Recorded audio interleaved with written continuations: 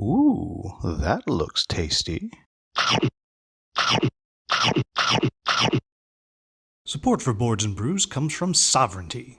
Play board games in a 3D environment on any device. Play smarter.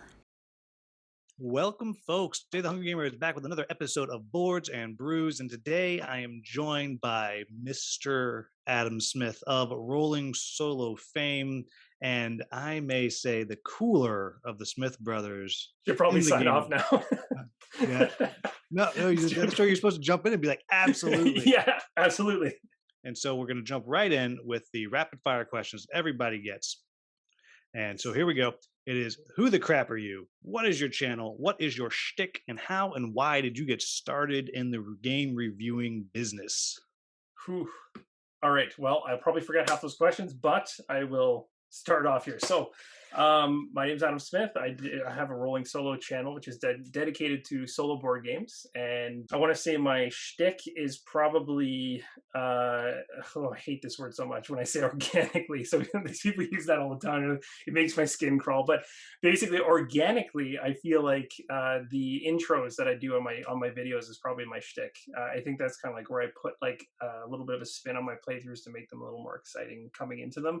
I tried to just, my mindset with it was to try to make it feel like a TV series or a movie almost going into it, right? Versus just being a standard playthrough. So I think it started as like, I'll try this and see how it goes. And then it turned into what it is today. And now it's kind of my primary focus. So mainly it's all solo games. And and honestly, that probably hasn't changed the whole time it's been going. I think I've been just doing playthroughs and unboxings and top 10s, and I've kept the content, I want to say, for the most part, pretty consistent across the 4 years. I don't think I've made a couple adjustments here and there, but it seems like the audience has gravitated towards enjoying the playthroughs. So kind of stuck with that. And the last one was, so what got you started? So just before we started recording, talked about how at one point you made over 100 videos on one game. Like that is a lot of time and effort. What got you started doing that? Yeah, so probably the video thing, how that all started was, and I'll try to sum it up quickly, but basically back when I was in my teens, my uncle Rodney Smith was older than me, obviously, at that point in time, and me and him, I would actually go over to his place and play games like Lord of the Rings, the trading card game, Star Wars, the trading card game. We try all these random card games that were out there at the time, right? They're a handful. Most of them were pay to play kind of thing. Like you got to find the great cards, right?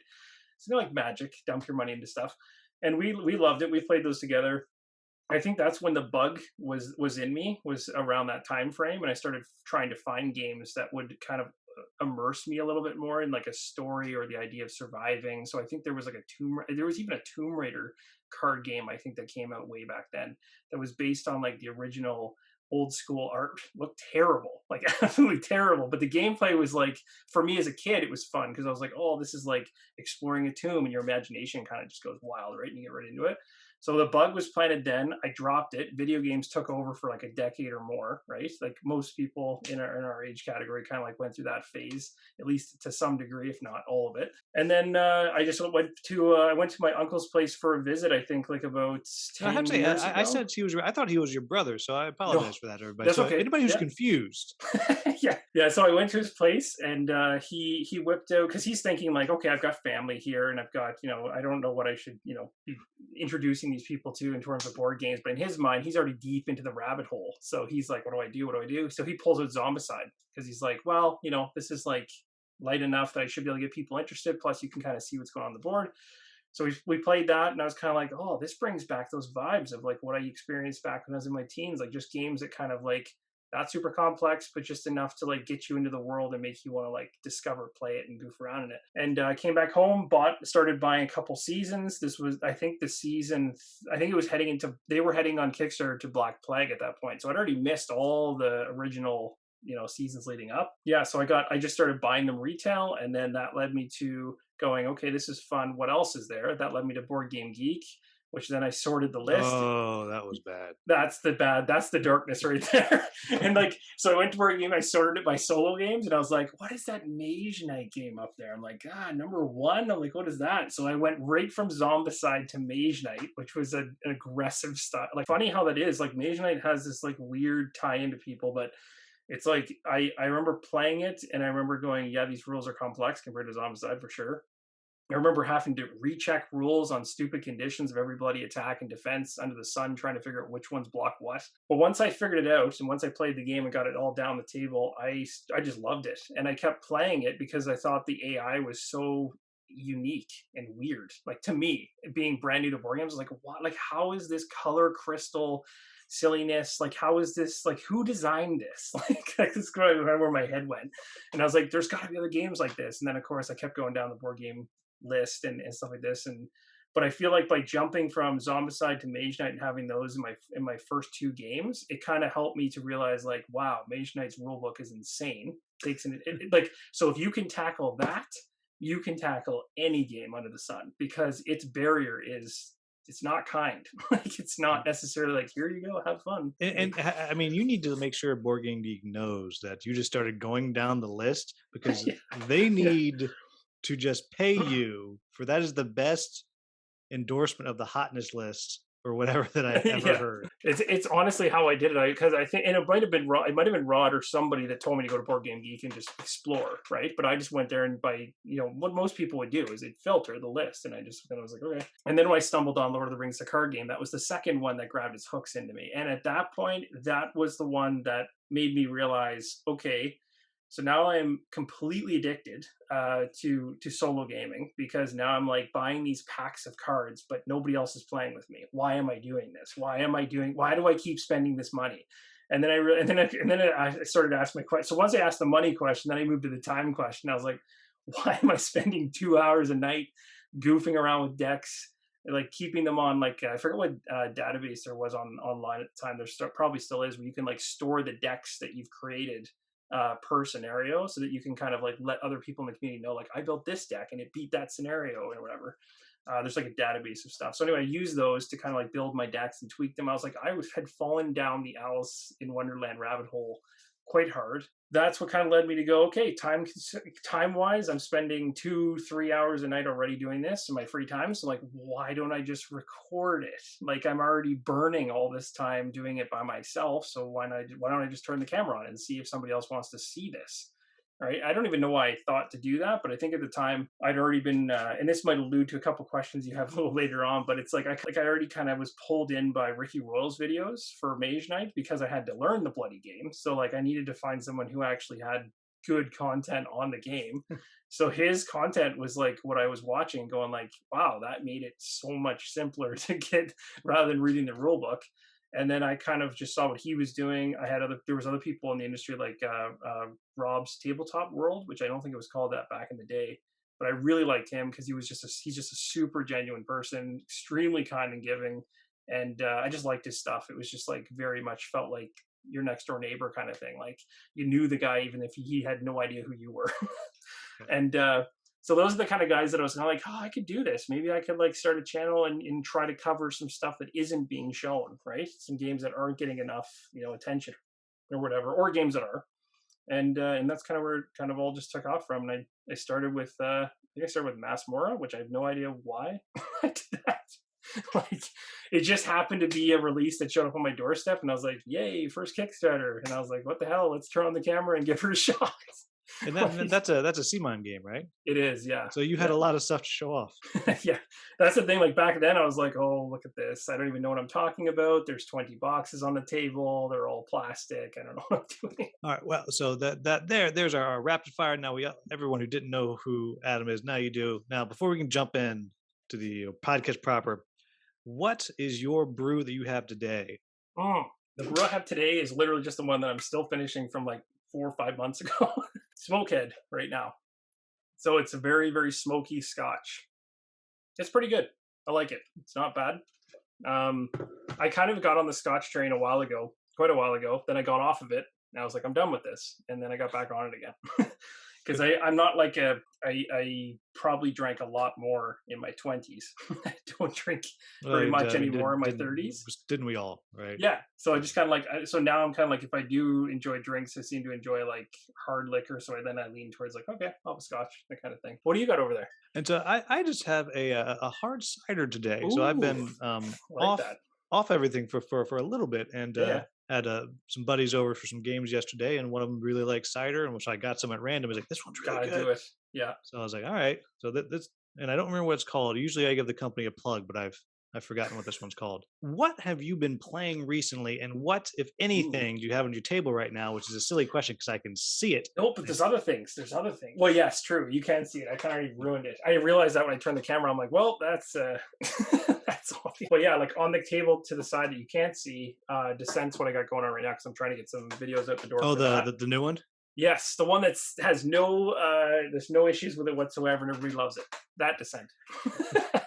Well, to be fair, all the issues that I heard. So anybody who doesn't know, Descent Second Edition is one that many people have played. It is a dungeon crawl game originally meant as a one verse many, but then there's an app that you can use, and there are 57,000 expansions, and you It you really can is. literally drop 2 grand into this game and maybe not have everything. Yeah, it's But crazy. now they've put out Descent Legends. I don't know, something like that. It's not. Yeah, They're it's like saying it. it's Legends of the. I always goof it up. Even when I was doing my videos, I was like saying Descent Journeys in the, and we're starting over again. Like, just want to do it So in a what they're pattern. saying is that it's not the third edition of Descent, but it is Yeah. fully cooperative or solo using an app. Mhm. That's the shtick, and it's like $170 American or something like That's that. It's a expensive. pricey game. What do you like? What do you not like? Just the brief. I know you're not done Oh yeah, no, figuring no, it out no, yet. it's all good. No, I'm churning through it. I'd say the things I like about it. So I guess the games that come to mind in my head are the ones the Fantasy Flight has already made for app-driven games. Is probably the closest comparisons, I guess. Journeys to me, like if I was going to compare it to Journeys, I'm like I like the IP That's the of. Lord of the Rings Journeys in Yeah, Middle Earth. sorry. Let me be more clear. Yeah, so Journeys of Middle Earth. The just the IP of Lord of the Rings pulls me in 100%. It's probably my favorite of all of them. But the thing that I was lacking about that one that kind of bothered me was that when the core box came out, it didn't have enough of like a story that I cared about, of it being like central to the other stories that everybody knows, for me to be like, oh, this is really like amazing. I felt like they were just doing like a side story just for the hell of it. That's a tough ask, right? Because like It you want to is. be Gimli, or you want to be like you want to follow that story.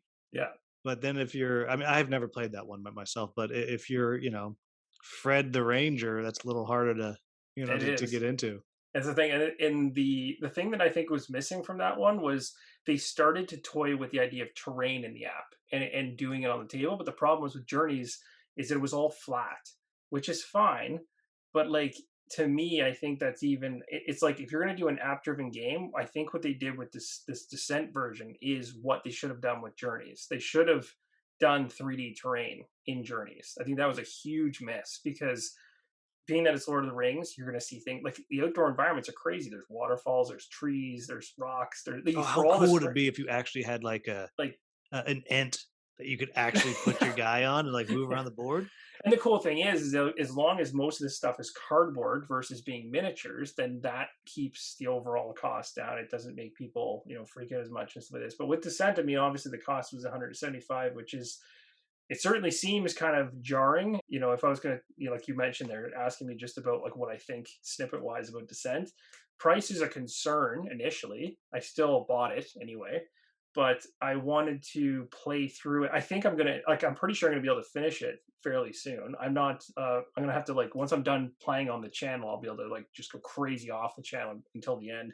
But I actually have a drive to do that for some weird reason, which is like not every game I have the time to just take to the side and then just run and want to run through the end. Sometimes I'll only be able to run through half the game before I have to switch my mindset on rule books and go to the next thing. I just don't have time to like finish a campaign game. But this one, I'm just like, the more I play it, the more I'm like, the 3D terrain seems gimmicky, but then the more of it shows up on your table, the more you're like, this actually kind of makes it more immersive, like than what it was with Journeys, where it literally felt like you were just putting a tile on the board, a little token for a bush, and a little token for a wall, and you're like, well, that looks terrible.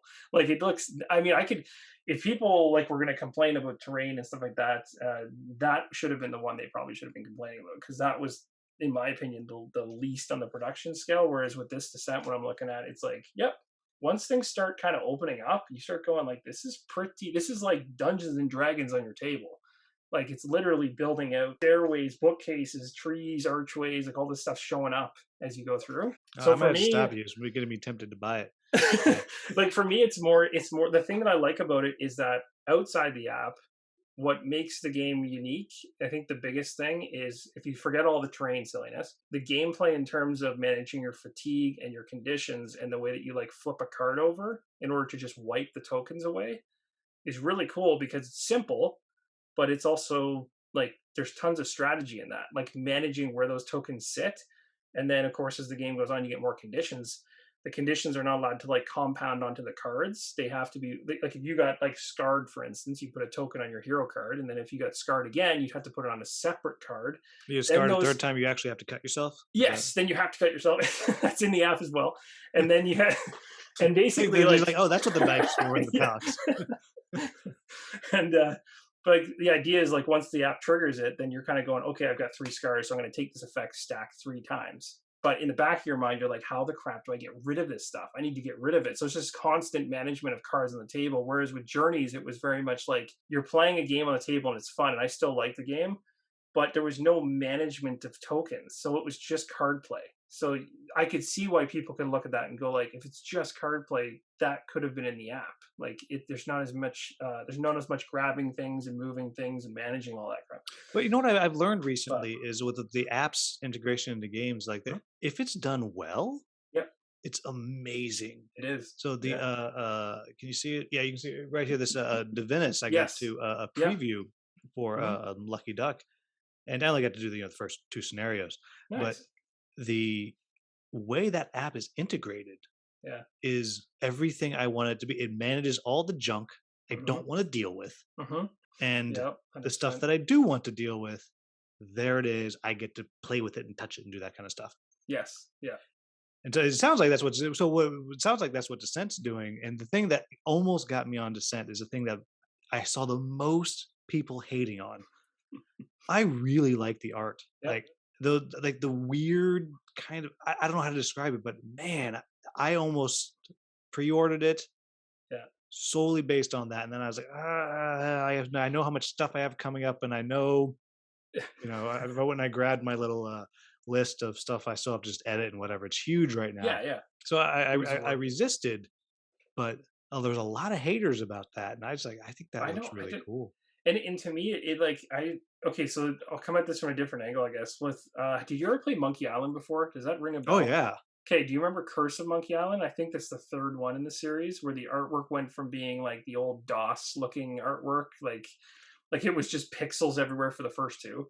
yeah, And then the yeah, third one went into this like cell shaded whimsical artwork that yep. like for me that was the best artwork across all of the series. And when I look at Descent, that's what it reminds me of. I look at it and I go like, that's literally the Curse of Monkey Island's artwork style. Oh, And that's I'm great. like, and I'm just like, and so for me, like I looked at it and I was like, there needs to be more artwork like this. Like this artwork is awesome. And I get people. So the one gripe that I totally agree with is that the tiles for the floors for Descent, like in terms of outdoor tiles on the ground and maybe cobblestone tiles, could have been more exciting. I guess like they could have been like they could have put a couple little things on those on the ground, maybe some rodents or something just to spice them up beyond just a couple little pebbles and some leaves.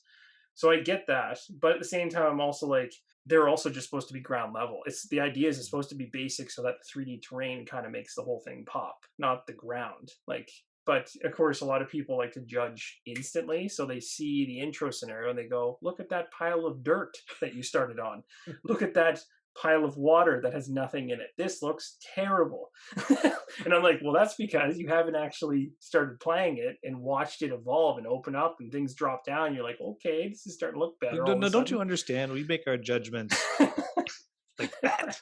Well, that's the thing. Is like that's the thing that drives me nuts. Is I'm like most of the people that are complaining, they're like, I haven't played it, I haven't watched anything about it. I saw like the FFG video, I watched 5 minutes, I got mad, and then I shut it off. And I'm like, And I think there's a bit of frustration with FFG in general.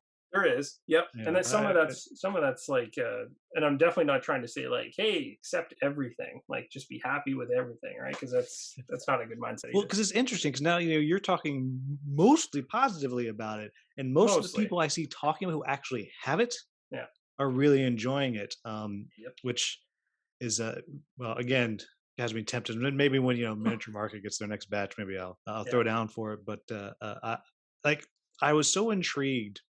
I actually, and you can be impressed by this, found someone at Asmodee, Oh, nice. got an email. I Yeah. was like, "How about you let me make some content?"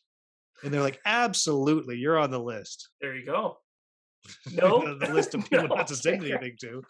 Oh, I was gonna say, I was like, I'm excited for you. I know, right? But I just, I was like, well, I'll make this effort. I'm gonna wait. Yeah, I'm not yeah, gonna buy it because there's yeah, space and all that yeah, stuff. But for a moment, I was like, oh my gosh, I did yeah, it. yeah. I found. I actually found that pot of gold at the end of the rainbow. You know. Uh, Um, yeah, it's I don't know. And the thing is, some people are gonna play it, and I get it.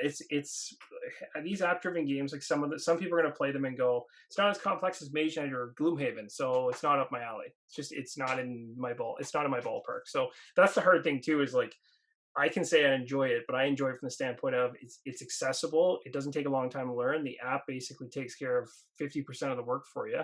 And the app pretty much, and when people are like, oh, the app in this game does 75 to 90% of the work, that's when I throw the red flag up and I'm like, okay, that's ridiculous. I get it in terms of placing terrain. Like the app could place the terrain and you could play the game in the app and not even use the table. Because that's one of the things people say. They're like, don't even bother putting it on the table, just play it in the app. Like you could do that. and But that's a the thing great is, option to have if you're like traveling or something. yeah, You but the know. thing is, like the downside is that it doesn't probably on purpose. It doesn't track the character's movement on the board, so you have to track it somehow. So that's how they're forcing you to use it on the tabletop. But then, really, the only thing I find the app's actually doing for you is handling the attack action. That's where they're actually handling the bulk of the work. And then the darkness phase, it's almost like a hand holding of the AI. It's almost like thou shall do this, thou shall do this, and it's like you just walk through those steps and then bam, you're back at the hero phase. So for me as a solo gamer, I look and go, any game that can immerse me in music, storyline, take away fiddly crap that I have to deal with while I'm playing it solo, and manage some of the attack statuses and conditions with a checkbox rather than having to do math in my brain. Like 20% attack hero damage is now being taken off, and I'm like, uh like looking at my cards like that's roughly this, like just try, and then oh yeah, and then the shield takes that. It's like forget all that crap, like it just handles it all. Well, I And mean, I don't know about you, but I often have some kind of dry erase. I have some little dry erase tokens that I harvested from a prototype I got once, best thing ever. But yeah, like when we talk about Middara later, like I take yeah. all those numbers and I just drop little circles on top of the circles on my thing That's awesome. where I've written the That's numbers on awesome. them. Or Yeah, often when I do a playthrough on the channel, I have a little whiteboard this big that I put literally on the tripod in front of me, where I put all those stats. They're just written that's up. smart. I've never done All the that math is before. just written there. Like I Yeah, do that anyway. yeah. So I'd love for an app to do that for me. Oh gosh, you're a horrible person. Now I really want to get it. I'd say long story short, for Descent, for me it feels like 50-50. It's like most of the actions are outside the app except for the attack action. That's where the app just goes, let me take the reins, roll your die, tell me how many successes you got, And and they let me just also handle took away this. the thing I hated about Descent Second Edition. What's that? You could just miss. You could Oh roll the yeah, that's X and just right. miss. I And forgot about that. I get it. The verisimilitude of the game, I, but like I totally forgot about the X. Yeah, people hated that that thing. was the worst. Like you Yeah, do all this stuff like I am a yeah. god You're who like, I've got it. misses. This is my moment, and nothing. That's true. On a side note, another game, if you really are feeling that like the scenery, if you Sure. haven't checked out Arena, The they contests. got the new stuff that's like real for solo coming, Yeah, yeah. like with Yep. their walls and stuff that you like.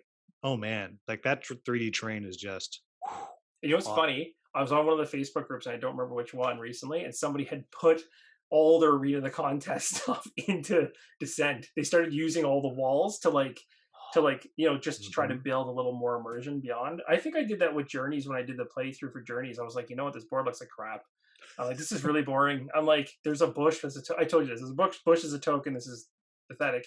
I'm gonna literally go to a hobby store and buy bushes, buy rocks, buy trees, and then I put it all on the game board. And I'm like, and now it looks I know. And now you're like, perfect. I'm excited about this game. Yeah. So I think So with Descent it was cool because I'm like, well, I don't have to buy stuff, and it's all made of cardboard. Win. Yeah, I love that. So I actually don't have anything on my table for the first episode. I have nothing on my table, Shame. but that's because over the past week, I'm looking at my thing. 1, 2, 3, 4, 5. I've recorded 6 different videos of stuff. Oh, So wow. 6 different videos I've recorded because I'm about to. I also run a theater company. We're about to go into rehearsal, so I had to get a whole bunch of content ready to go. So when I Ah, have to disappear, I can keep the schedule going. gotcha. But I have played a bunch of stuff. I have played a bunch of Okay. stuff recently. Just got nothing set out lately. So we had Yeah.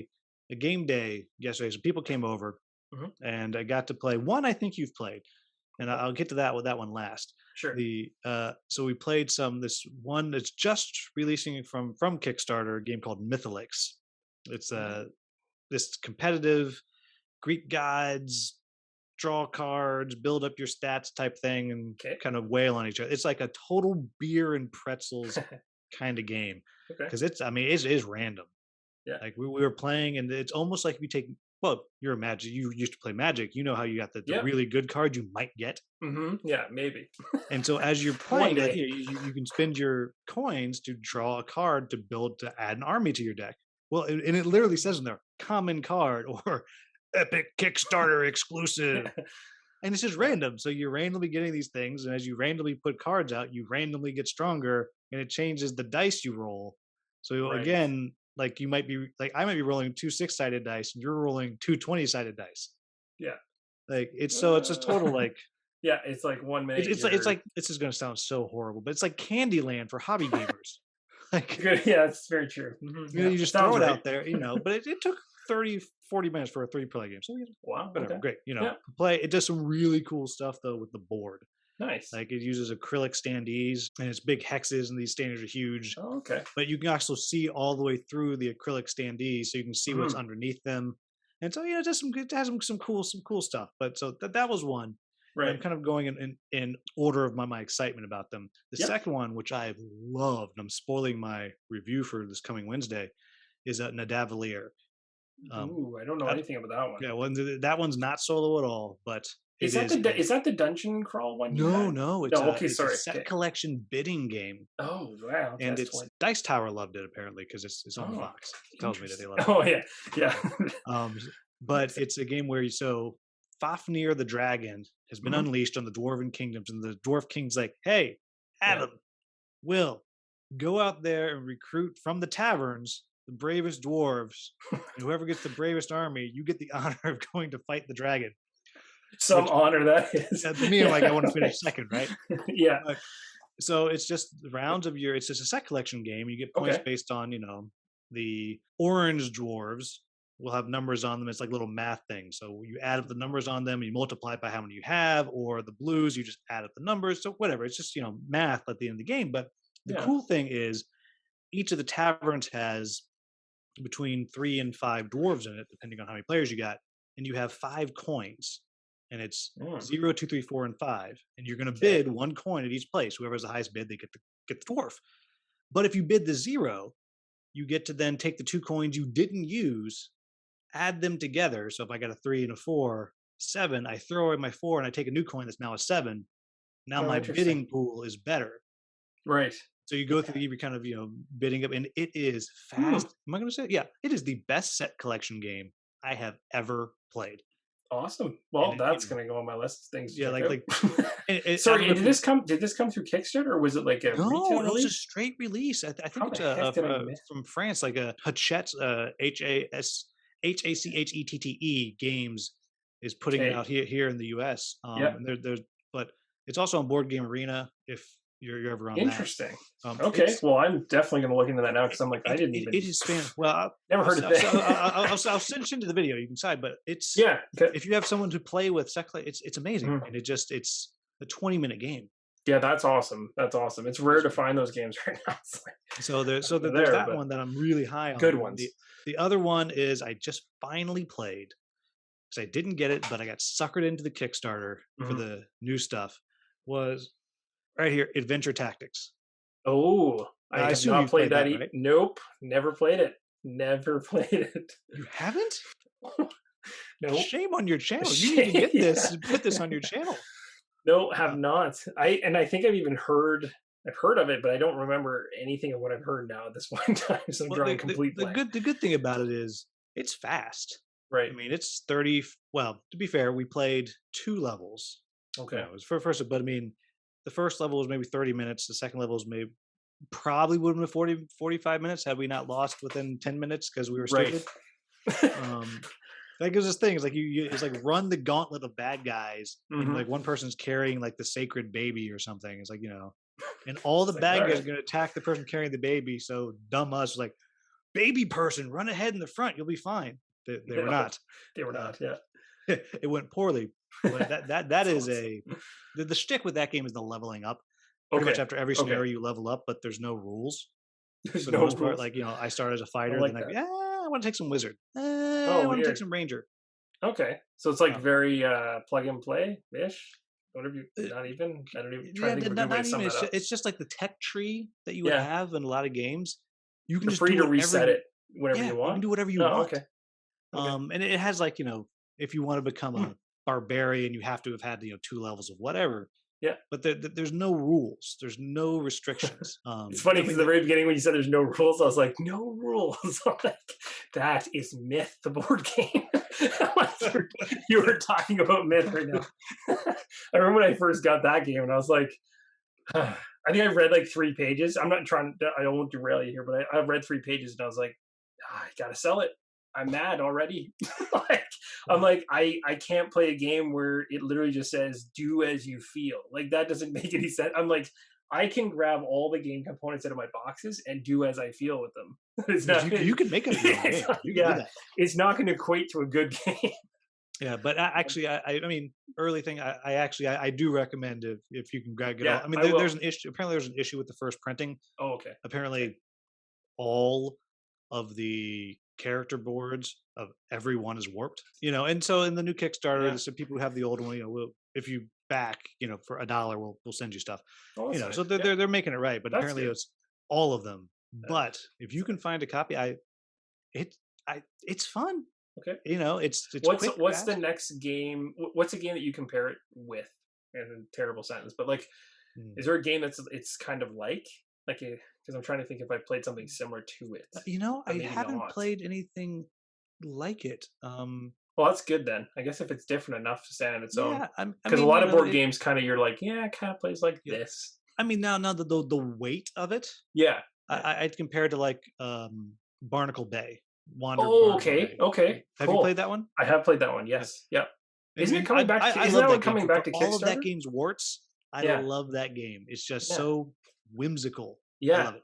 Yep. Um, And I think actually they're, if I'm not mistaken, I thought I heard that they were coming out with a reprint Kickstarter with an expansion that has something to do with LeChuck, and I was like, yep, is this some kind of Le, LeChuck the Le, Chicken Pirate, Le, which is a your play yeah, on Secret of Monkey exactly. Island. Yeah. Yes, exactly. See tie-ins, and I was like, interesting. I mean, do Like you I need know to buy how this. hard I've been in their DMs saying, "Hey, hey, Yeah, hey, buddy, yeah.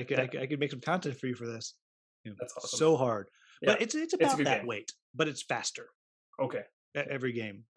Yeah, I think you dig it. But Okay. what Cool. else you been playing lately, other than Bloodborne? Okay, so Or yeah, forget Descent. Bloodborne's kind of already cheated, like you said, you can see it. But the funny thing with Bloodborne is it came in, and then I think that was around the window of COVID where like I don't even remember, it was all a blur. But there was like the window when like a couple Kickstarters landed before shipping just kind of like froze forever. Mhm. And so I got it, but then a bunch of other stuff showed up, and it kind of got like I was planning on releasing videos on Bloodborne, and it just got shelved, right? And the thing that one thing I'll say about it that I'm enjoying is that there's no dice.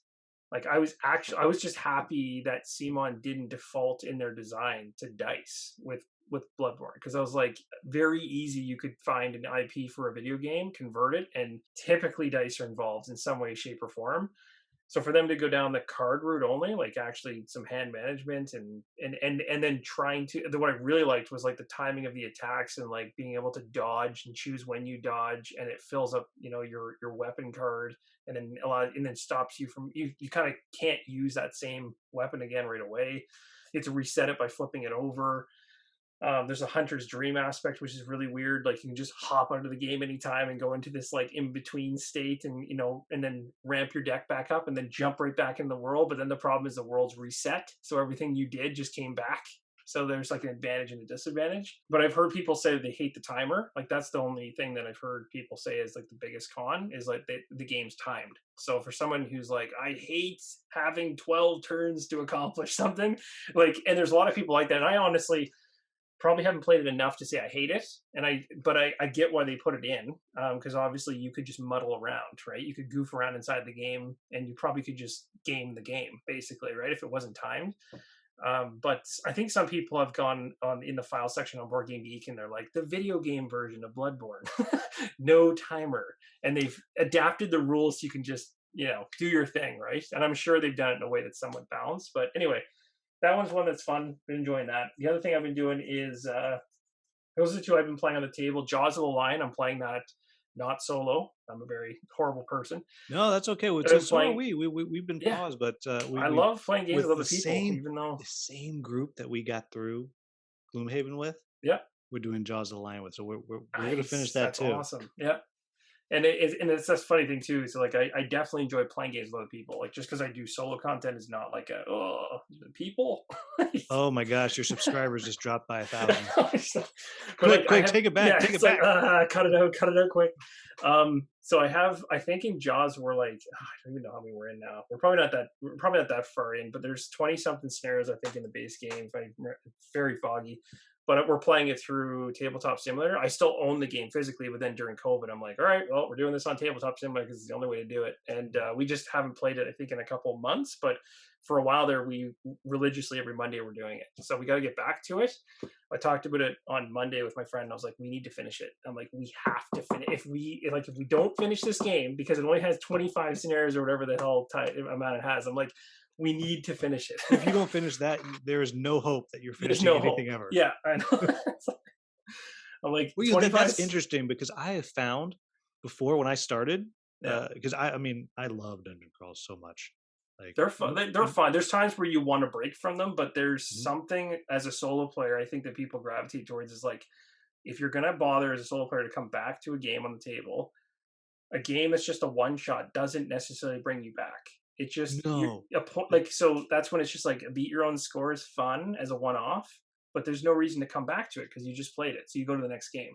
But if it's a dungeon crawler, you're like, okay, my character's a little better now, so I want to keep going with the story. So the story, it's like a movie in a game or video game. It's like there's a reason to come back, and it's that kind of stuff that actually pulls people in. And what I realized I've become a fan of is the short campaign in the dungeon crawl. So I think about Dungeon Alliance. I don't know if you ever played that. Yep.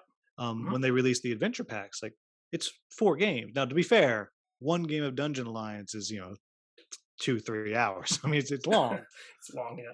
But like 4 games, you've completed it, and then you can do another one. Or Barnacle Bay's a little longer. That's like 10 games.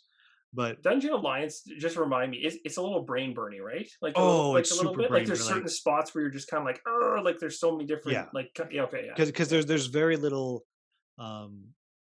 output randomness to it. Right. You almost never roll dice, so it's all like what's going to happen, and it's the most Euro dungeon crawl. People say Gloomhaven's Euro style, but it's more 50-50. I mean, those cards are dice. It's the same thing. They're dice you can count a little bit. Yeah. It squeaks in as counting for Euro, but it's I hear you on that.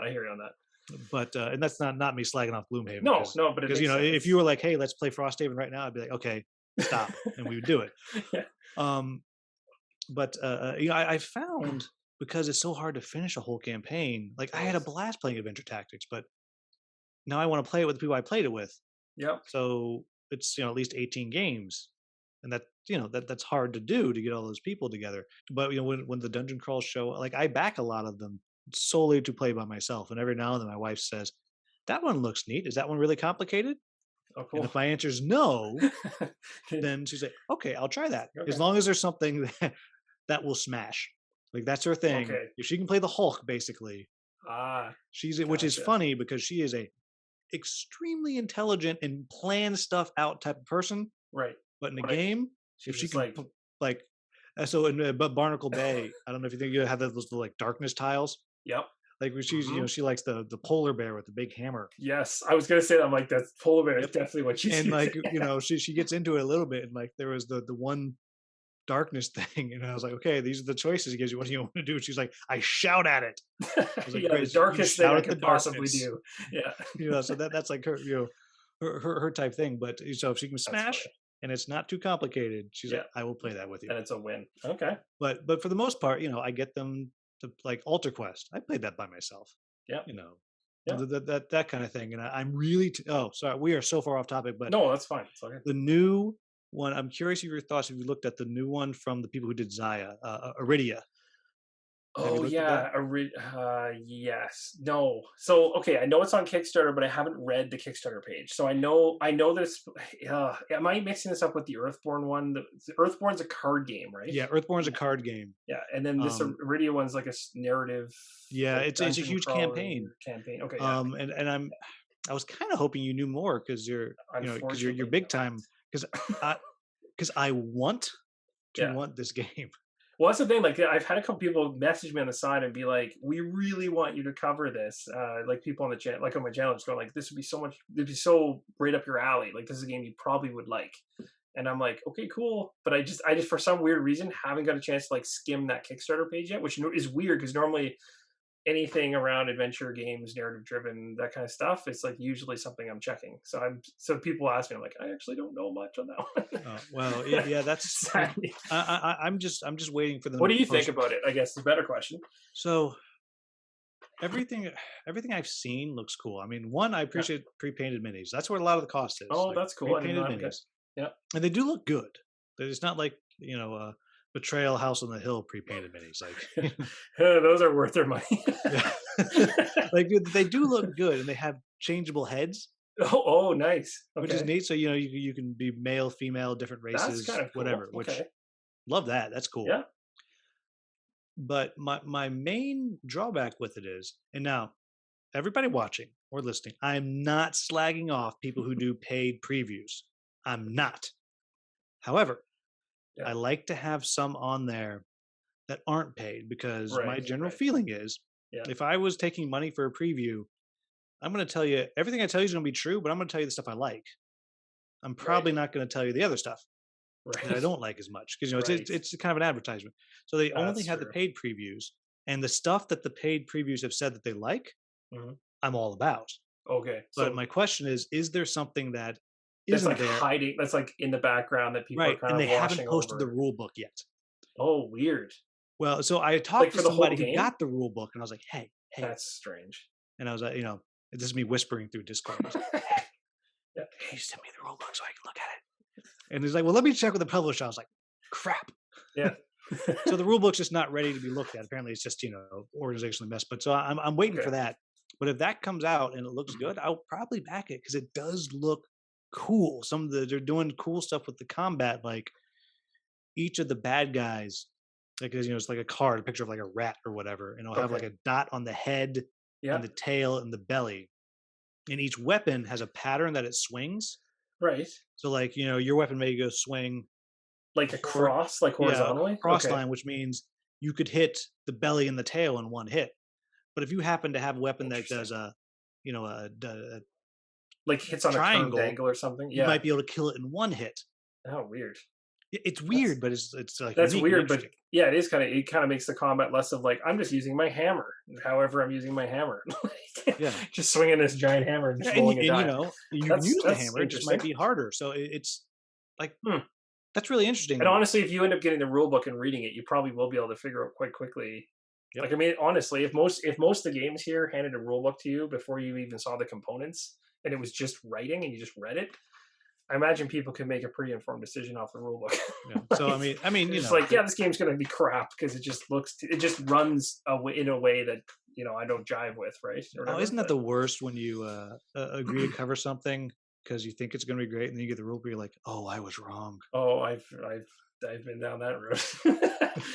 I mean, like, and for sure, I think as time goes on, you get better at filtering that early versus like later. Like I made that mistake in the first couple of years because I've only been doing it for like 4 years, but the first 2 years, when I was just freeforming, like my camera was moving around, everyone was getting seasick and throwing up all the time. Like I was just like, yeah, you have a Kickstarter, you're doing cool. If you wanted to send along, that's awesome.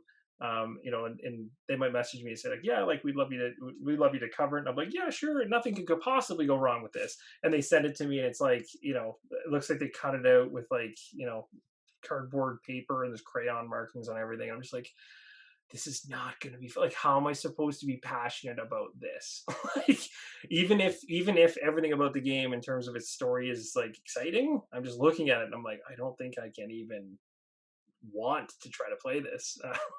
And that's where it gets tough, where you like commit to something like that and then you're like, crap, I really don't want to do this. Like, Yep.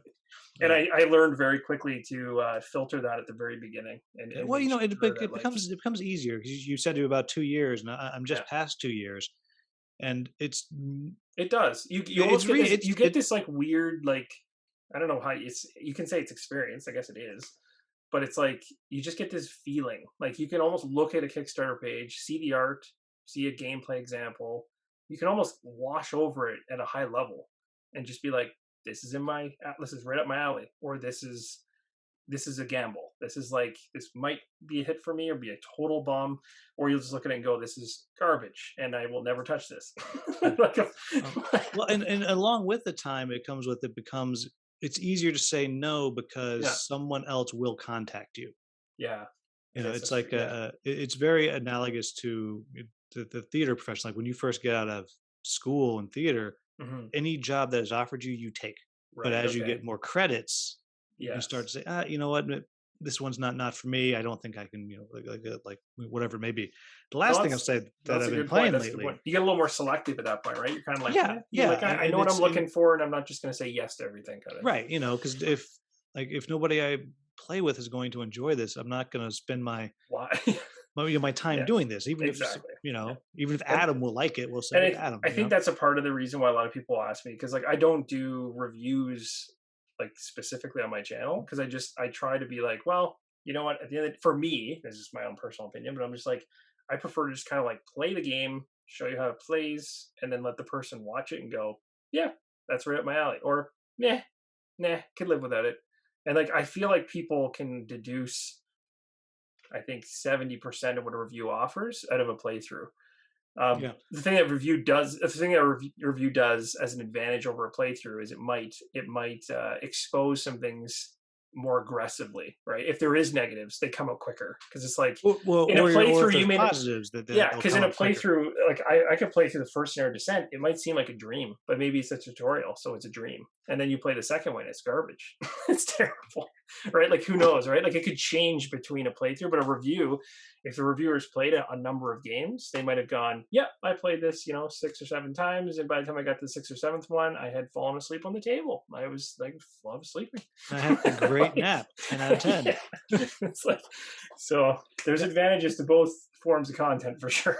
Yeah, there's another. The last thing before we move into our actual topic this week, that first for you to keep an eye on, see if you're interested. That was Yeah. also I played lately. I just sent it off to one stop co-op shops for them to Okay. look at it too.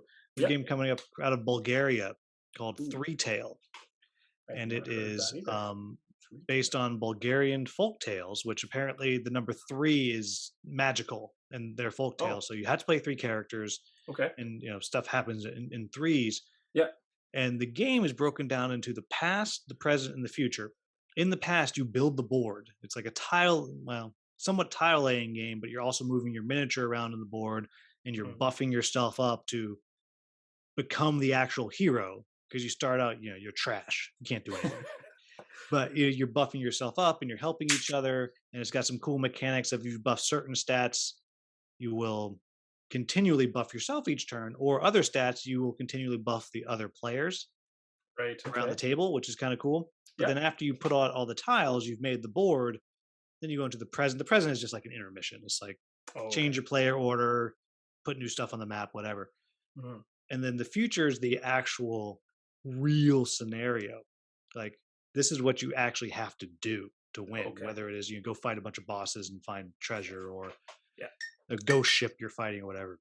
But that's one that's one that you're either going to be all in on or all out on. Okay. So that one's coming soon. I'd say, Interesting. I'll keep my yeah, eye on it then. So yeah. Well, you've done a video. You haven't released your video then yet. I haven't edited it yet. I haven't Okay, edited okay. it. I'll It's keep an still eye out for it then, because yeah. I'm It's fascinating. It is yeah. unique. Okay, So that sounds that cool. might be one And that you're unique digging. games are awesome because it's like there's a lot of games that follow the same train of games that have been released before. So when someone says this is unique, I'm like, oh, my ears perk up a little bit more because I'm like, this is like maybe something different and new. Yeah, it's definitely different. You Like, know, my big my main complaint is it's long, okay, but that's not like necessarily bad, right? on a solo side, like it's long, like just to play. It's shorter if you you got to play all three characters. Shorter if you play Okay, solo because you're yeah, not talking with anybody around the table. yeah, you're just like running through your actions doing your Yeah, thing. but it's long. Just like Dungeon Alliance is a long game. It Okay, just is. okay, So it's like the Adventure Tactics is maybe under an hour game. yeah, This just is not. This is a 2 3 hour game. This is what it yeah. is. Um, Okay, but good to know. anyhow, so our Nice. actual topic today, and congratulations, that is, Yes. I believe, the longest pre-actual topic I've ever done. Hey. So take that, Mark Dainty, Yeah. who had the record. Let me tell you. It's been taken back. Yeah. He's gonna have to come back on the show and beat it. Oh God, not a third Yeah. time. You have like a limit for Mark, like so many times a year, and then it No, caps. no. Mark's well. The problem with Mark I'm is just messing. he and I will just start good. Like our last episode that we did, Mark's it was great. just us being grumpy. That's Like, awesome. Yeah, but so all the things that are grinding your gears. oh yeah, Yeah, boy, it felt great. yeah. Um, but so our actual topic was so Hmm. we were chatting about when we got started and from where our content has started to where it has come and kind of that journey. So perhaps this is more interesting for prospective content creators, kind of as they're looking at what they're doing and thinking about making changes and stuff. Hmm. So the first question is the very fast question is, what kind of content did you expect to be making when you started? So for me, I just thought I was going to just be doing reviews and previews. Like that's it. I would tell you how to play the game, Hmm. tell you what I thought. That's it. That's what I thought I was going to be doing. How about you? I honestly thought I was just gonna be doing playthroughs. That was probably. I mean, I started off technically with unboxing, so I guess it wouldn't be fair to say that I wasn't thinking I'd be doing unboxings. So playthroughs and unboxings are probably where my brain was at the beginning because I'm like, hey, buy a board game, open it up. That's an easy video. Although it's funny because when you do an unboxing video at the beginning and you don't have your process is simpler because you're just starting. You're just you're just trying to get something out there. Unboxings are an easy content creation. But as time goes on, you start realizing the process just to put together an unboxing can be just as bloody involved as not a playthrough, but it's up there. Like it's no longer just a hey, look at me opening a box. Yeah, Like I because mean, unboxing an all-in pledge from Come On oh jeez, yeah, is, like tell me about that's a it. lot of time. Yeah, it is. And I think back in the day and that's another thing I changed in my content. I was like at the beginning, it was like, look, I've got Mass Mora. I came in, there's 18,000 boxes. I'm going to open up every single one. Now I'm just like, forget that crap. I'm just opening the base box. Nobody wants to, like, sure, I could, like, there's certain special games where in my mind I go, I'm so excited for this one. I have to show you everything. But yeah, I've gotten to the point now where I'm like, nope, I'm not putting myself through that pain of having to literally go through every component in every box. It's insanity. Too much. So, what? Well, I guess you haven't changed. I guess you're still just doing playthroughs and unboxings, aren't you? Well, so I do playthroughs and unboxings. The things that probably changed that I dabbled with was for a very short time at the beginning, I had a podcast and I took it away. It's not because I didn't want to do it. It's just because I couldn't commit. Like I've always tried to avoid burnout. That's my biggest thing. Like I've always tried to avoid, because I'm doing this completely alone. I wanted to make sure that like I was never adding so much to my plate that I would get to a spot where I'm like, okay, guys, I need a 3 month vacation because my brain is exploding and I need to get away from board games because I'm sick of them. I just didn't want that. And I also didn't want to I didn't want my passion for board games to die because I just overwhelmed myself with so many commitments that I just got, bored of everything and annoyed with everything. So I kind of kept things simplistic and didn't try to add a lot. So I tried things and then sometimes I take them away. Podcast is something I'd like to bring back at some point because I think it'd be fun. Because it's more off the cuff. It's more you just hit the record button and go. Like I mean, you prepare your segments of what you're going to talk about, but there's the editing and the filming involvement is so much less than what you have to deal with in a video. So Well, you do it can playthroughs. be. I think are the most. No, I don't think they are the most involved editing process. It's Um, insanity. you It's know, like, because I mean, I don't know about you, but and so one of the first things I added yeah. was playthroughs, Yep. and Yep. I blame you, and I blame Meet Me at the Table Yeah. because like those look There's a bunch fun. of great there's a bunch of great people that do playthroughs, and it's like they're not easy. Yeah, and I was like, oh, that They're looks not fun. easy. Um, Fun fact, they're not. No, sorry, they are fun, They're easy. fun. Yeah, they're not They're not easy. Yeah. easy, but I mean the amount of editing that I do because I mean Mhm. I cut out all the pauses. Like you don't need to Okay. see me sitting there staring at the board, Right. but Right. everything. And so And I, that's you know, it, smart. That's just smart. That's just like, you know, being there or being cognizant for your viewers that they don't want to sit there and just be like, but well, that this is fun. 45-minute playthrough of Infinity Defiance that I have took me 2.5 hours, Right. you That's, know, hmm and then times three to edit it. You know, and it's a lot. I think that's what people miss about the playthrough thing is a lot of people go, oh, like you're playing a playthrough. Like for instance, I'm doing Descent right now, and they're like, yeah, I mean, like you played Descent, and your video's an hour long for part number one. If I did it off camera, it'd probably be 30 minutes or less because zero Because you're explanations. explaining everything that you Everything's in my do. brain, so I'm Yeah. just gonna run through it. So yeah, I would probably take 2/3 of my time off my videos if I'm not explaining stuff. It's just gameplay at that point, which is, but if I did it that way, people would just be like, I got lost after 5 minutes. I don't even know what the hell is happening anymore. Yeah. I mean, the thing is, like, what I try to do is I try to like mold to that though. So part one is always super rules heavy, super explain everything, long winded on all the stuff to make sure people have it. And then after that, I'm like, now I don't care anymore. Now it's like only if new things crop up that I think you're going to get lost on, I'll talk about those things, but I'm just going to speed it up. Like I'm going to stop explaining everything so in depth And because did even you for always do that when you started, or did you? well, So I so guess I so how probably did you did, figure but that out? How did you figure out that you were doing uh, playthroughs bad wrong? yeah, that's the thing. So at the very beginning, the I guess this kind of goes back to like, so if we go back to my earliest videos, the things that I'd point out as being bad were well, you said you do you own a theater company? Is that what you said? Yeah, Or I'm the artistic director of the company nice. called the Perspective Theater Company. Right. So you're very familiar with open rooms that have zero soundproofing and everything, and sound just bouncing off everything. Mhm. So I literally came into this room here when there was nothing in here, and I had the Costco table sitting in the middle of the room with my Mass Horror stuff. And I remember filming it with the embedded camera, the embedded mic inside the Yeah. camera. And it just like the sound was just like ricochet. You could hear it echoing throughout the walls because I have like hard floors, nothing to bounce out, like nothing to stop the sound. So sound was terrible. I was also filming on What, a you don't have like a side moose angle. skin rug? You're in No, Canada. I didn't even have a mouse. I didn't even have that. And then I had I was People filming watching the this, I don't think he really has a moose skin rug. Do not I send your hate mail to him. yeah, no dead animals in my house. And I had a table sideways, I think, and then I was sitting on it on the one side and filming straight. Like it was just a mess. Like I don't even know what I was doing. Like it was just kind of like, here's a tripod, here's the camera, and let me just see what happens. And I was like trying to keep my body in the shot by like bending my body around and stuff like this. But as time goes on, you just kind of realize like you just kind of find things that are obviously bad, right? Some of the things you don't even have to be experienced at. You just look at it and you go, I know my sound is terrible. I know my video is terrible, my quality, right? So you start trying to figure out, well, how can I like tweak that one thing and add it into my process so that it doesn't overwhelm me and make me burn out? Because as soon as you go, I'm going to edit all my videos now versus I'm going to hit the start button and stop button and then just upload it, that's when you sit there and you're like, oh crap, if I start editing, now I can't just upload a video anymore. Now I got to sit there for 2 hours every night and start plugging away at this stuff. And I'm like, there goes my free time. So am I ready for that commitment? And once I do it, how many people are going to be like, as soon as you add it in your process and people see it and they like it, you're screwed. Like they want to keep seeing that. And if you go back, you can. It's not like the people are holding you to the fire. Like, hey, if you don't do this, we're going to come after you.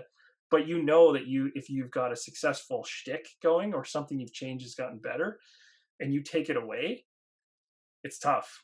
Like if you make your sound better and then you bring it back, they're gonna be like, "Why did it get so crappy all of a sudden?"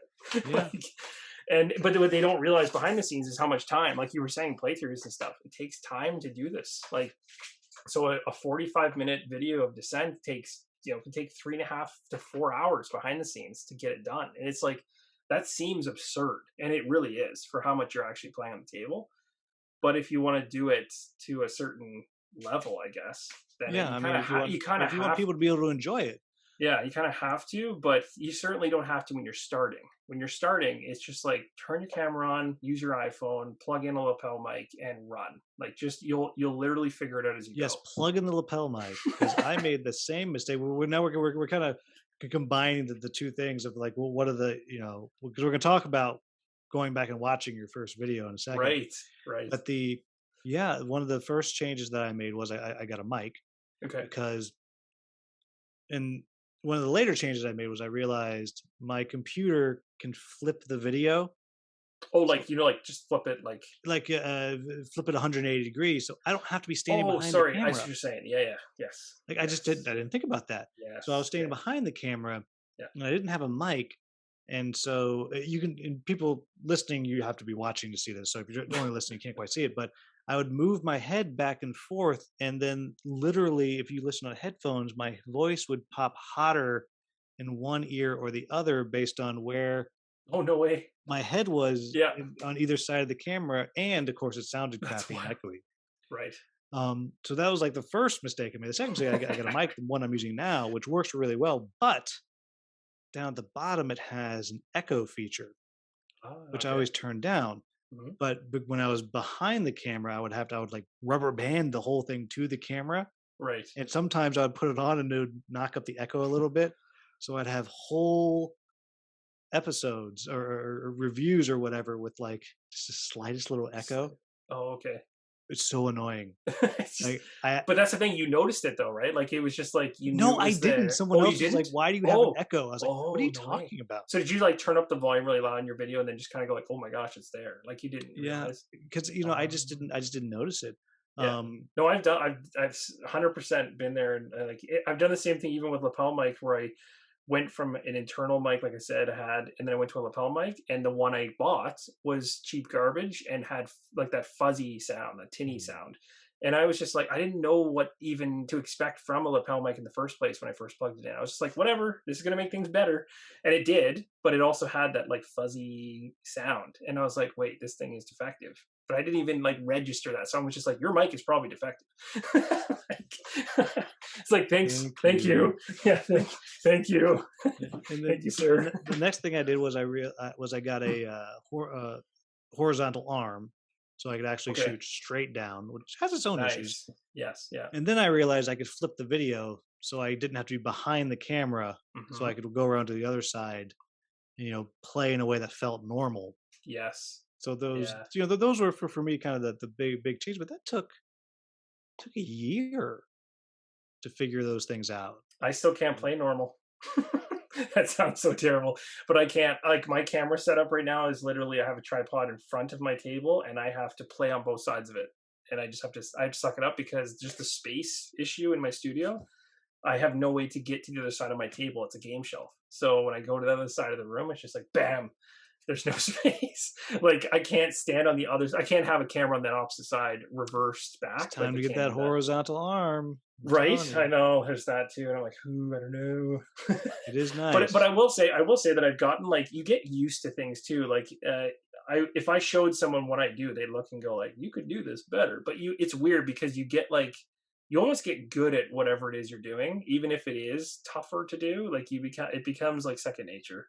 Yep. So like someone would look at it and go like, how do you work around your camera while you're moving your hands and not smack the camera over every 5 seconds? And I'm just like, you just kind of learn to. It's almost like an invisible person being there, and there's just a boundary, like an invisible wall. You just don't go into that zone, right? When Yeah. you're moving around. At one point, I had finally moved to the other side of the camera. I just played upside down for a while, Mm, and I learned how to do it. And I was like, wait a minute, yeah, can my computer flip it? It's like it's right like the there. biggest revelation ever. Oh Like, my god, I felt oh, I got so a free. dumb. I felt Yeah. so stupid. Well, that's good. I mean, that's the best feeling ever though when you get that big of a change when you find that out and you're like, I can do it like this now. It'll make this so much easier. Like, yeah, it's that's That's fun But stuff. for a hot minute, like I could play any game upside down. How long was it before you made that first change on your sound before you realized, okay, I think it was 2 years. I think it was about two. I think it was 2 years. Yeah, that's great. When I think of it, that's crazy. And you know why? You know why? Because just like we were talking at the beginning of this thing, it was Gloomhaven. I blame Gloomhaven because I spent too damn long making videos on Gloomhaven. So when I was finished my marathon of 100 and whatever the hell videos I did on that thing, which I had fun because I was being ridiculous. I remember I got to one snare in Gloomhaven and I was like, this is where you get desperate times. I'm like, you're playing the game, you're like, I need to make this more exciting because I'm on my 90th video. So I literally took Uber stacks, and you know what Uber stacks are? Like those little, like, it's just a card. It's just like colored card. It's like plastic, but like you set up these like card holders. Kind of like, think of like Catan or anything. You just like slot them in. So anyway, I use these card holders, and they're almost like Lego. You can stack them and build stupid things out of them. So I basically, there was a level inside Gloomhaven that was a 3-tiered tower. Started with a big base, middle, like a smaller base, and then a tinier base on top. And I think it might have been for one of the campaigns or something like that. I can't remember. But I was like, you know what? Forget doing this on the tabletop. I'm gonna build arches up and actually do a 3-tiered playthrough where you can actually move characters down to the different levels as if you're in a tower, and film that with my camera while it's moving like an absolute fool. Because back then I didn't have a stationary camera, so I was like literally bringing people up like an elevator. So they were probably vomiting as they were watching it. and But I was let like, no one be surprised that you like to set. yeah. So yeah, exactly. So that's I don't know. I tried to do anything I could to kind of make that playthrough exciting, I guess. And I threw everything at it. But then by the time I came out on the other side and I started doing other videos, just one or two at a time, like more normal people did, instead of just going insane with one game.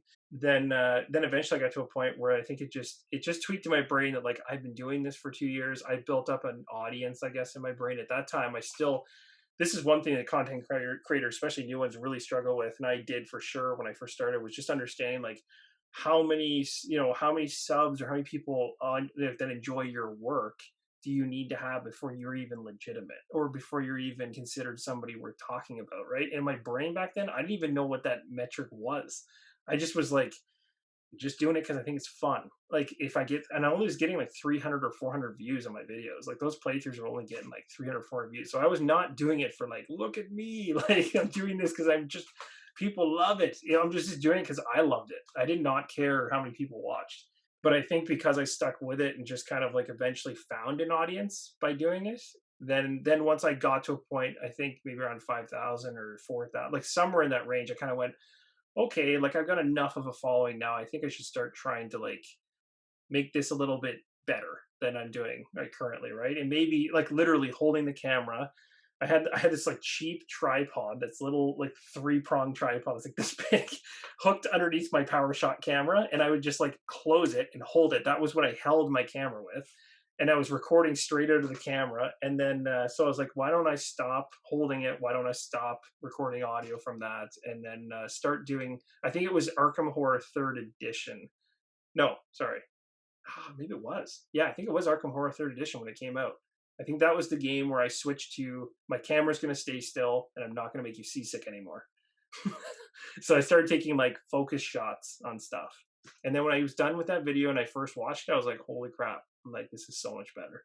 I'm Yeah, like, why didn't I do that the whole I'm time? like, why didn't someone slap me a year ago and tell me to start doing this? Like, I don't understand. Yeah, the so kind of sliding a little bit, and the answer might be, well, I feel like based on what you're describing, it's going to be Rado is what you're going to say. What's that? But which, if any, content creators influenced how you make stuff? I'm saying Rado because he used to do the seasick thing too. I enjoyed watching Rado's stuff every once in a while, but he was not the person I was not watching his stuff consistently. It was kind of just because he was covering so many games that I could just jump to him so often. But it was mainly because of Mage Knight and Ricky Royal. Like that 100% kept me glued to his channel. I also just liked the way Ricky taught games because he was different than everybody else that was popular. He he wasn't running 5,000 words a minute. He wasn't. He was like, I'll just take this slow and easy and make sure you understand. I'm not trying to win a race here. I'm not trying to concise it down to every learning into a 10-minute window. It just felt like you were sitting across from a friend when you listen to him talk. So it's kind of like, I like this. It feels very casual. It doesn't feel like, he's teaching a game that's complex, but he's making you feel like it's an easy thing you should understand. And then same thing with Rob's Tabletop World, which I totally forgot the original name of his channel. But I just enjoyed watching his stuff because he was like, I just couldn't believe how much content that guy pumped out. Like, he was doing live streams and like, and again, he was not growing at a rate that I thought made any sense. Like for who he was and what he was doing, I was like, he should have been growing faster because of just what he was doing in the industry and stuff like that. But I don't think a lot of people gave him the credit he deserves. But he's finally starting to get some of that now, and he probably had it back then too. But it's just like he's a solid guy, like all the way through.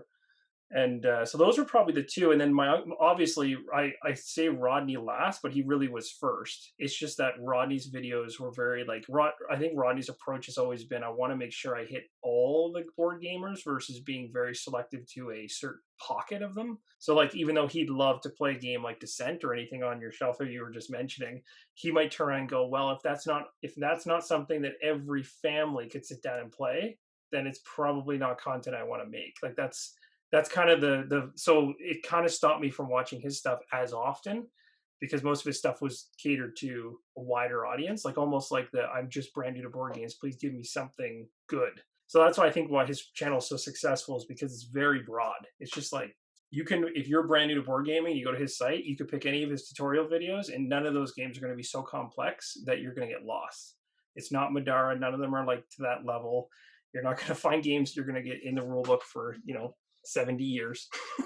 and most of those games are established. Like the rule books are well written and or they're well liked, right? So they're good and they're solid. But I watched his stuff from the standpoint of just looking at somebody's quality was what I looked at with his stuff, more so than the content. It was like the level of quality he had. I was like, I'd love to have that level of quality because his quality level just kept going up and up and up, and I was like, well, I mean, if you just flip the box, just flip the box. Yeah. And then he started throwing the box, and I'm like, damn it. Like, who's going to come up with a better thing than that? Yeah. Well, so for myself, when I started, and gird your loins for this, buddy. So Okay. the ones I watched, I was like, okay, that I pulled from first was Rado post Seasick cam. Yeah, so I started when he just had the straight cam, Right. and then Oh, that's right, because he switched his cameras up. He had multiple, right, for a bit. yeah, like you had the choice. For a while you could like follow his like, it's like Yes, next to my that's face, right. Yeah, you're bringing it cam, back to or me. you Yep. just the straight hard shot. Yes. So that was more interesting to me. Okay. And then One Stop Co-op Shop, but pre Michael Kelly. It was when Colin Yeah. was doing it. That's a good point. Yeah, Colin. That's true. And then Yep. you were the ones that I watched the most. I was like, I like the style of this, but I'm not going to do playthroughs. Yeah. Huh, sucker. I thought I was going to do playthroughs. I'm not going to do playthroughs. It's like, ugh. But that style, yeah, is where I started. I slowly developed, from there to my own nonsense. Yeah, exactly. But that's what I was like. Okay, I was like, I understand what these three are saying. Yep. I understand what they're doing. It's Yep. clear. Yeah. I get what I get their feelings on it. Yeah. And they're not being asses about it. Like Yeah. they're not. Yeah. Okay, throwing the game out the window type stuff. Oh, I see. Yeah. But Yeah. But I'm seeing the warts. I'm seeing what works. Yeah. In both ways. So that's kind of what I was like. Okay, I'm gonna take these. I'm gonna try to kind of do that. And then I realized that wasn't me, and I kind of moved on from there. No, but like what you're describing right there is exactly that. I think that's the mindset of most people that are like toying with the idea of doing something. They're kind of like, they have their certain people that they've been watching, and they're like, okay, when I go to buy a game, I watch this channel, that channel, and this channel, and I get a general feel from these people because I trust them or whatever, or just I like their content. And then you go, but there's something missing. There's something they're not doing. And then you're like, I wonder if I can do that. And that's kind of how I approached it with Rolling Solo. It was like, well, Ricky Roll does his thing. Rob was doing something. He wasn't really doing a lot of solo stuff. There really wasn't much people doing solo anything. You back. created a monster. Like I mean, I shouldn't say there wasn't much. Like Collins for sure was doing his playthroughs, and Ricky Roy was doing his at the same time as, and I think Colin and I were very close to when we started. Like we were right around the same time frame. But when we looked around, if you said like solo gamers, there really wasn't much like for content, like for actual just solo gaming. So it was kind of like, I think that's another reason I looked at it and went, I kind of didn't mention this earlier, but my mindset was I just had back then, that would have been 4 years ago. So that was when my daughter was born. So my mindset at the time was, okay, I've got a kid. I'm now stuck in my house. I live in Canada, so now I'm stuck in my house double. Like, and then on top of it, I like board games. So I'm like, why? This is kind of what all drove me towards like, hey, why don't I just start creating the content that I think is missing? Because I was like, I would find a game and I'd go like, hey, Rod, do you know this? Do you know this game? He'd be like, no, I haven't played that one. I'd like go look at Ricky Royal's channel. Oh, I didn't cover it. Go over here, check some out. Oh, I didn't cover it. And I was like, ah, like nobody covers these things from a solo angle, and it started getting frustrating. So I was like, I need to start doing some of that stuff, like covering that for people, right? But then it's like, I start doing my thing. There's other people that come into the fray. They do their things. If you find your pocket of like content that people aren't covering, and that's really where you find your win, is like finding the thing that you're doing that wasn't there for people before, right? Which is what brings people value, because then they look at it and they go like, ooh, you're doing something that like somebody else wasn't able to give me. Yeah, it's interesting. The kind of the weird thing that Just I've done, evolves. since the beginning is uh, I give criticisms Yep. always. Yep. Even on my Kickstarter It's stuff. true. And I make it clear. It's prototype, but Yeah. and people appreciate that. But not everyone does that. It's true. And I was thinking when you're talking about Rodney, Hmm. when I started doing how to play videos, Hmm. I stole from him his clarity and the way he breaks it down. If you watch Mm. my I would love to be considered the homeless man's Rodney Smith. If you're a sports guy, you're like, that'd be fine for me. Yeah. But just the clarity with which he does things, like, Right. oh, I like that. Yeah. He is Hold very that, like, and then how yeah. can I pull that into my own style and vibe? Right. How can I Right. do that? And Like that's what like influenced my how to play videos. But but it's by watching other do people. you, I was gonna ask you, do you script your stuff or no? I don't know if you like, I do not. you do not? Okay. Yeah, Well, same with me too. Like I've never, I shouldn't say it, I've retake, so usually the beginning of my videos and the end of my videos, I have what I want to say, and I might have to retake it like 15 times to nail it. But like the actual playthrough, I'm literally just like, I'm just going. yep. I'm never writing stuff down. And I think that was the difference with Rodney, was like, I knew he was scripting stuff, but that's what makes him What a be able, nerd. that's what makes him be able to condense like a really complex game down to 5 to 10 minute learn to play, or 20 Yeah, minute learn to play. it's I would And and it's really impressive because he crunches it down so there's no gibberish in there. yeah. Like it's all just like, Yeah, I mean, to be fair, when I do a how to play video, I spend yeah. a lot more time before I start the camera. It's like, okay, it's this, then this, and this. So I'll figure out what I Hmm. want to talk about Hmm. specifically. But then I just go, and then in editing, like, because well, at least I know when I've said something that sounds stupid. I'm like, okay, nope, start the sentence over. I'll Yeah. go back. So a lot of my editing. If I ever start a Patreon, like one of the Patreon things people will get will be Like bloopers. I'll just for a month, every month I'll just cut out every time that I restarted and just put them together in one video. that's But that's in like funny. in a review, especially now that I actually put myself on the camera, Yeah. I just talk, Yep. and Yep. because I mean I'm trained There's in speaking. there's I can something do it. about that too, even if you're not like, even if you aren't, even if it takes a while to get to a point where you feel like, yeah, I feel like I'm doing a good job presenting this, right? It's still just, there's something to be said for just for doing it off the cuff. And people know, like for me, when I watched videos, I can tell when someone's scripting versus when someone's not. Like it's not hard to tell that. It's usually pretty easy. So like, and it's not that it's a bad thing, because if you're just trying to teach you a game, you might not want them to just be yammering on for 50 years about the birds outside and whatever they just saw. Like it's like you want them to just focus on what they're teaching you. But there is something to be said for like just hearing a person talk the way they are, like their uniqueness coming through, and the words they choose to use and how they choose to say it and verbalize it. Because sometimes whatever your style might be might jive exactly with the person that's watching, and they Yeah, might be like, you know what, that's exactly my mentality. Yeah, or the opposite. One of I always talk about this. I had so one of my favorite podcasts is So Very Wrong About Games. Hmm. More Canadians. And I had Too many. yeah, there, They're there's so everywhere. many Canadians. They're everywhere. But I had one of them on the show, Yeah. and which was cool for me.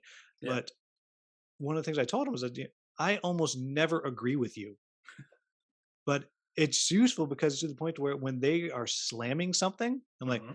I need to go check that game out, Right. because there's very clear, who they are and what it is. And I think it's just because they're genuine and you like them or love them or what like or love them or hate them, I should say. Yeah. Wouldn't Yeah. that be great? That they either like you or love you. That just sounds fantastic. Sounds great. But jumping in because we have Yes. gone so long, and I know it's getting later for you there. That's So okay. just kind of I devoted the night here for you, so. yes. Your wife is like, I hate No, William actually, Brown. I have to take care of the my wife is kids. actually in the well. Our kids are in bed now, thankfully, and then my wife's got friends over, so I'm just like, excellent. You are welcome. Yes. Um, so I won't stress too much, but so thinking back Hmm. through your history, if you had to pick, what are some of the favorite games that you have covered on there? And Thanks. Yeah. I'm not gonna say your favorite. No, I don't know no, the first like 1 to 3 that come to mind. I got five in my head already. Like All right, I had rattle them this, out. I had this list, and they're not in any order because I honestly, I think any given day they could flip flop because it's just a preference thing. Probably my five would be Too Many Bones for sure. That was my very first Kickstarter that I backed all in on. Like every other Kickstarter I'd done like snippets and whatever, but then when the first Too Many Bones landed, I was like, oh, this game looks so cool. I really hope it's good. The components are off the charts, but I have no idea who this game company is, and I don't know if I can trust my money because it was a decent like buying everything for Too Many Bones back then. If you like, I was getting like 4 dice trays, like I was getting everything set up not just for solo game, but to like play with friends too. And then I was getting all their fancy stuff, which when you total it all up was like hundreds of dollars by the end of it. And I was just like, this is ridiculous. Like compared to what I had bought previously, I was like, this is a little insane.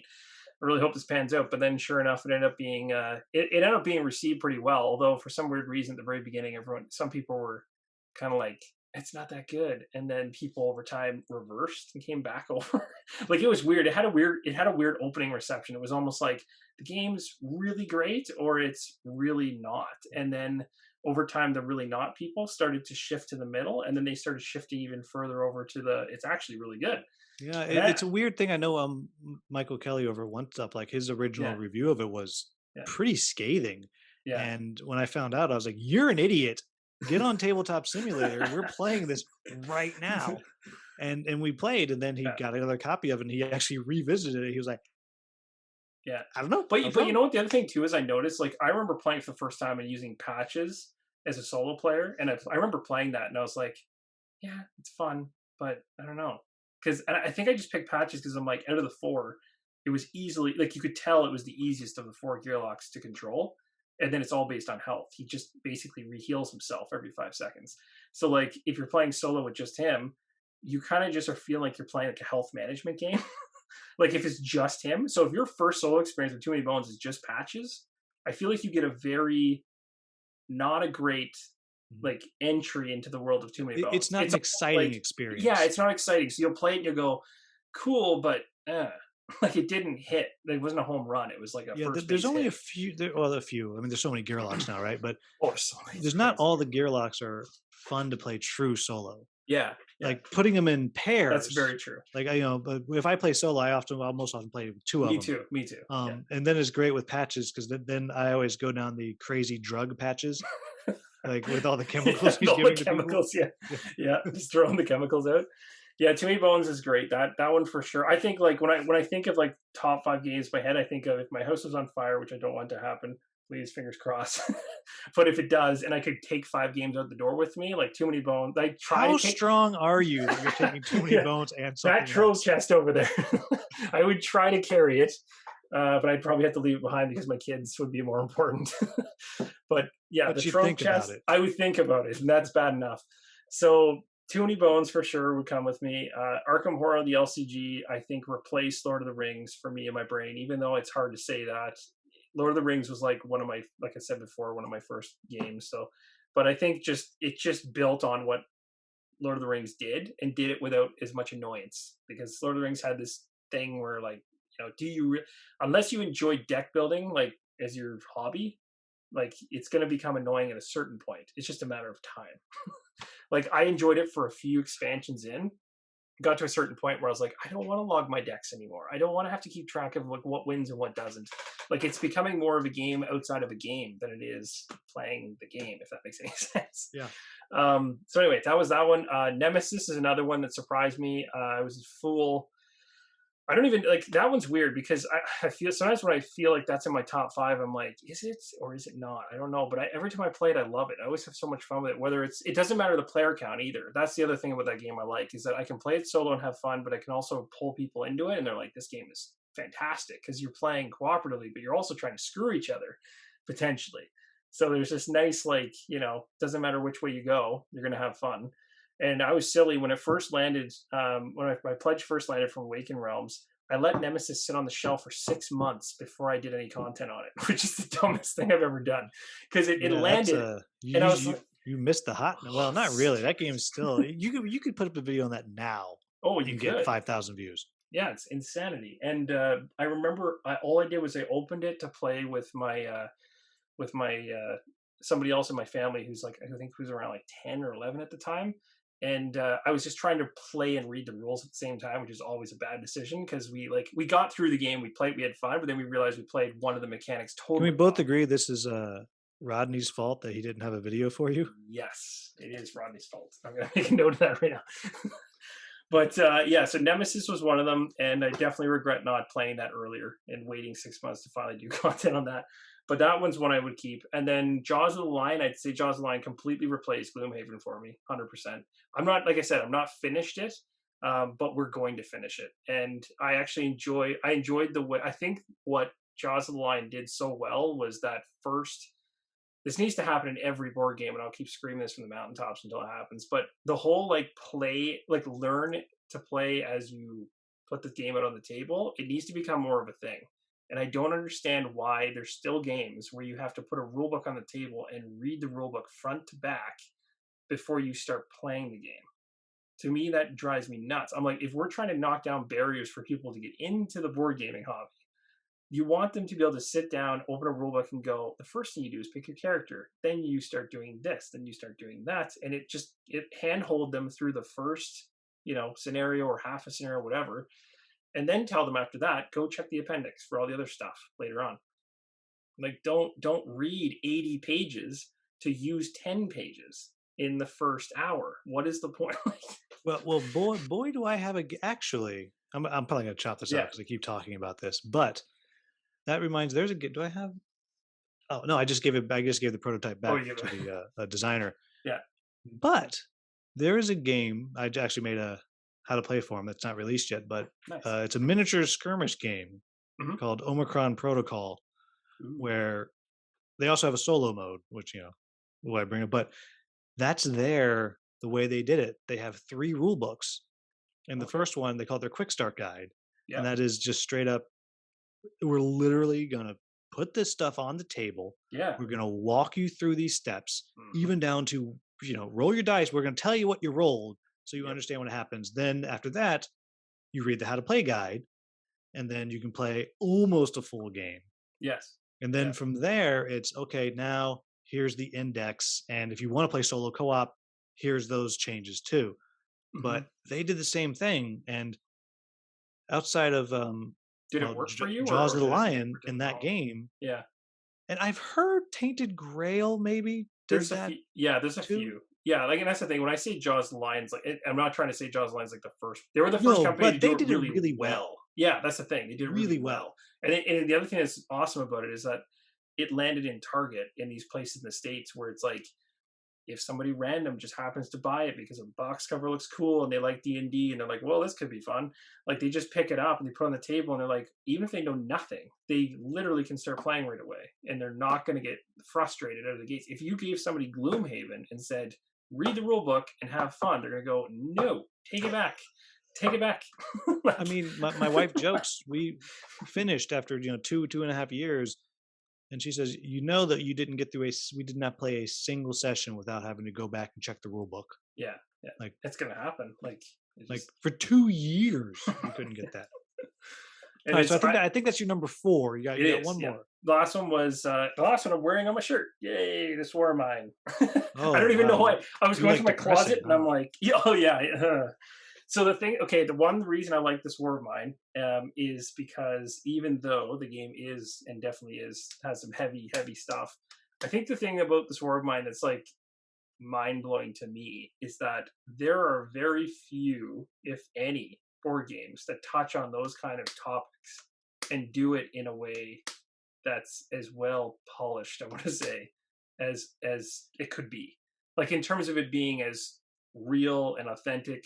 Because I remember when they first did the Kickstarter for this, they had people pulled in, like they did their research on this stuff. It was not just a bunch of designers in a room like, let's just make this hellish and like nightmare scenario, let's throw everything in there and make people just think this is terrible to be here. They were literally trying to convey the feeling of being just a civilian trapped between a war in something you're not a part of but have to deal with all the consequences of it, right? Like trying to just survive. And it's not fair. And it's not a life that anyone really wants to be a part of. But it's the thing that's crazy about it is to me, when I play it, it plays a story, and it's almost like a learning. Like it's like the one, like I walk away from a game like that and I'm like, it's weird to feel emotion and feel like you learn something from a board game that's beyond just I rolled dice and hit a goblin under a bridge, or like I went and built 70 fish in my merchant shop today. Like, some of that stuff has zero substance. Like, doesn't tell you anything, So to be doesn't learn, fair, if doesn't I could play help a you game any. where I hit a goblin under a bridge with 70 fish, Yeah, like, sounds pretty good, right? yeah. That's my next solo game, my first one. My first solo game is going to be all about hitting trolls under the bridge. But yeah, so anyway, this Warbind is really good. It's not a game you want to play all the time and repetitively back to back to back, but it's like a one-off experience. I think they just nail. I think it's a masterpiece. Really, I can say that all the time. Just like anyone who hasn't at least played it to appreciate what they did with it is missing out. So I mean, you don't have to like it. You don't have to be like, "Ooh, I really want to play this" because it's like super happy all the time, because it's not. To me, it's just like one of those games. It's like we will not see a game made like that probably for, I don't know if we'll ever see a game like that again, because just the climate of the way the world is now, if you were to bring forward that kind of a those kind of heavy topics, you're going to run into a lot of pressure from a lot of different areas. Like, you're going to have people saying this shouldn't be talked about, this shouldn't be mentioned, this is old news, this, like, you're going to have, like, it's just going to be shut out. Like, it'd be worse than dissent in an app. Right. So I think because it exists and it existed back when it was released, it has this, it got out the door, its message was sent and received, and it was kind of like, interesting. Like, yeah, war does suck. It's not there's no positive in that equation at all. And I think everyone agrees with that.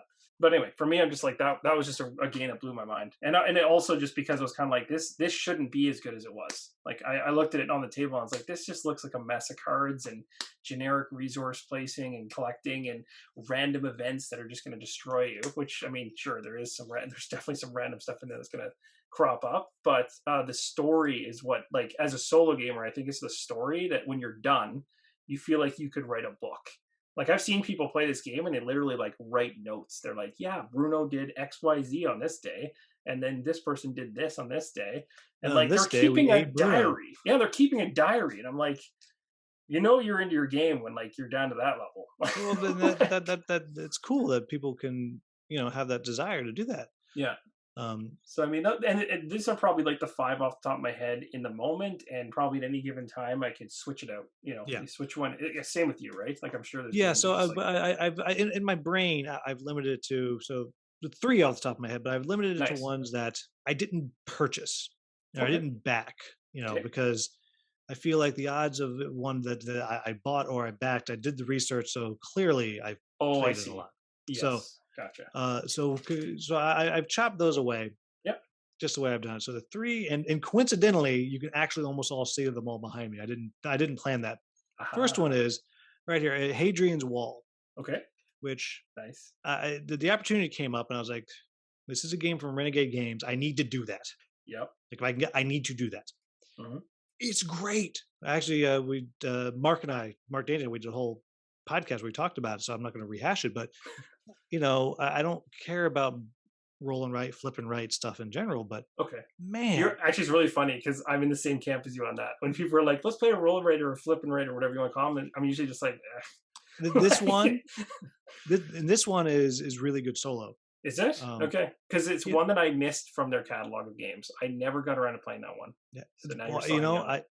I think it's worth it because it has Okay. it has an ability to, as you're playing, make you feel like you're a genius. Oh, cool. And that's a cool feeling because it kind of has a little Interesting. perpetual motion machine. Like, Right. you spend this resource to fill in this box, and that will get you this resource. Now you can take that resource and spend it over here. We'll get you another resource, and you just feel Oh, like so it's you're got this like chain effect. Like this yeah. does this, does this. Okay. Okay. That's And kind of then cool. I like that. That's a cool feeling when you start building an engine that just continues to yeah, and it's open up stuff. and even on your first game, it happens at least once, and you feel brilliant, and that is such a cool feeling. Boy, I'm putting it on the list. Gotcha. Like, and the So thing is, like, I saw it come through, and I saw people playing it, and I just was like, I don't know, it came through really fast though. It was almost like everyone was like, "Here it is, we've got it," and then I just didn't hear too much yeah, afterwards.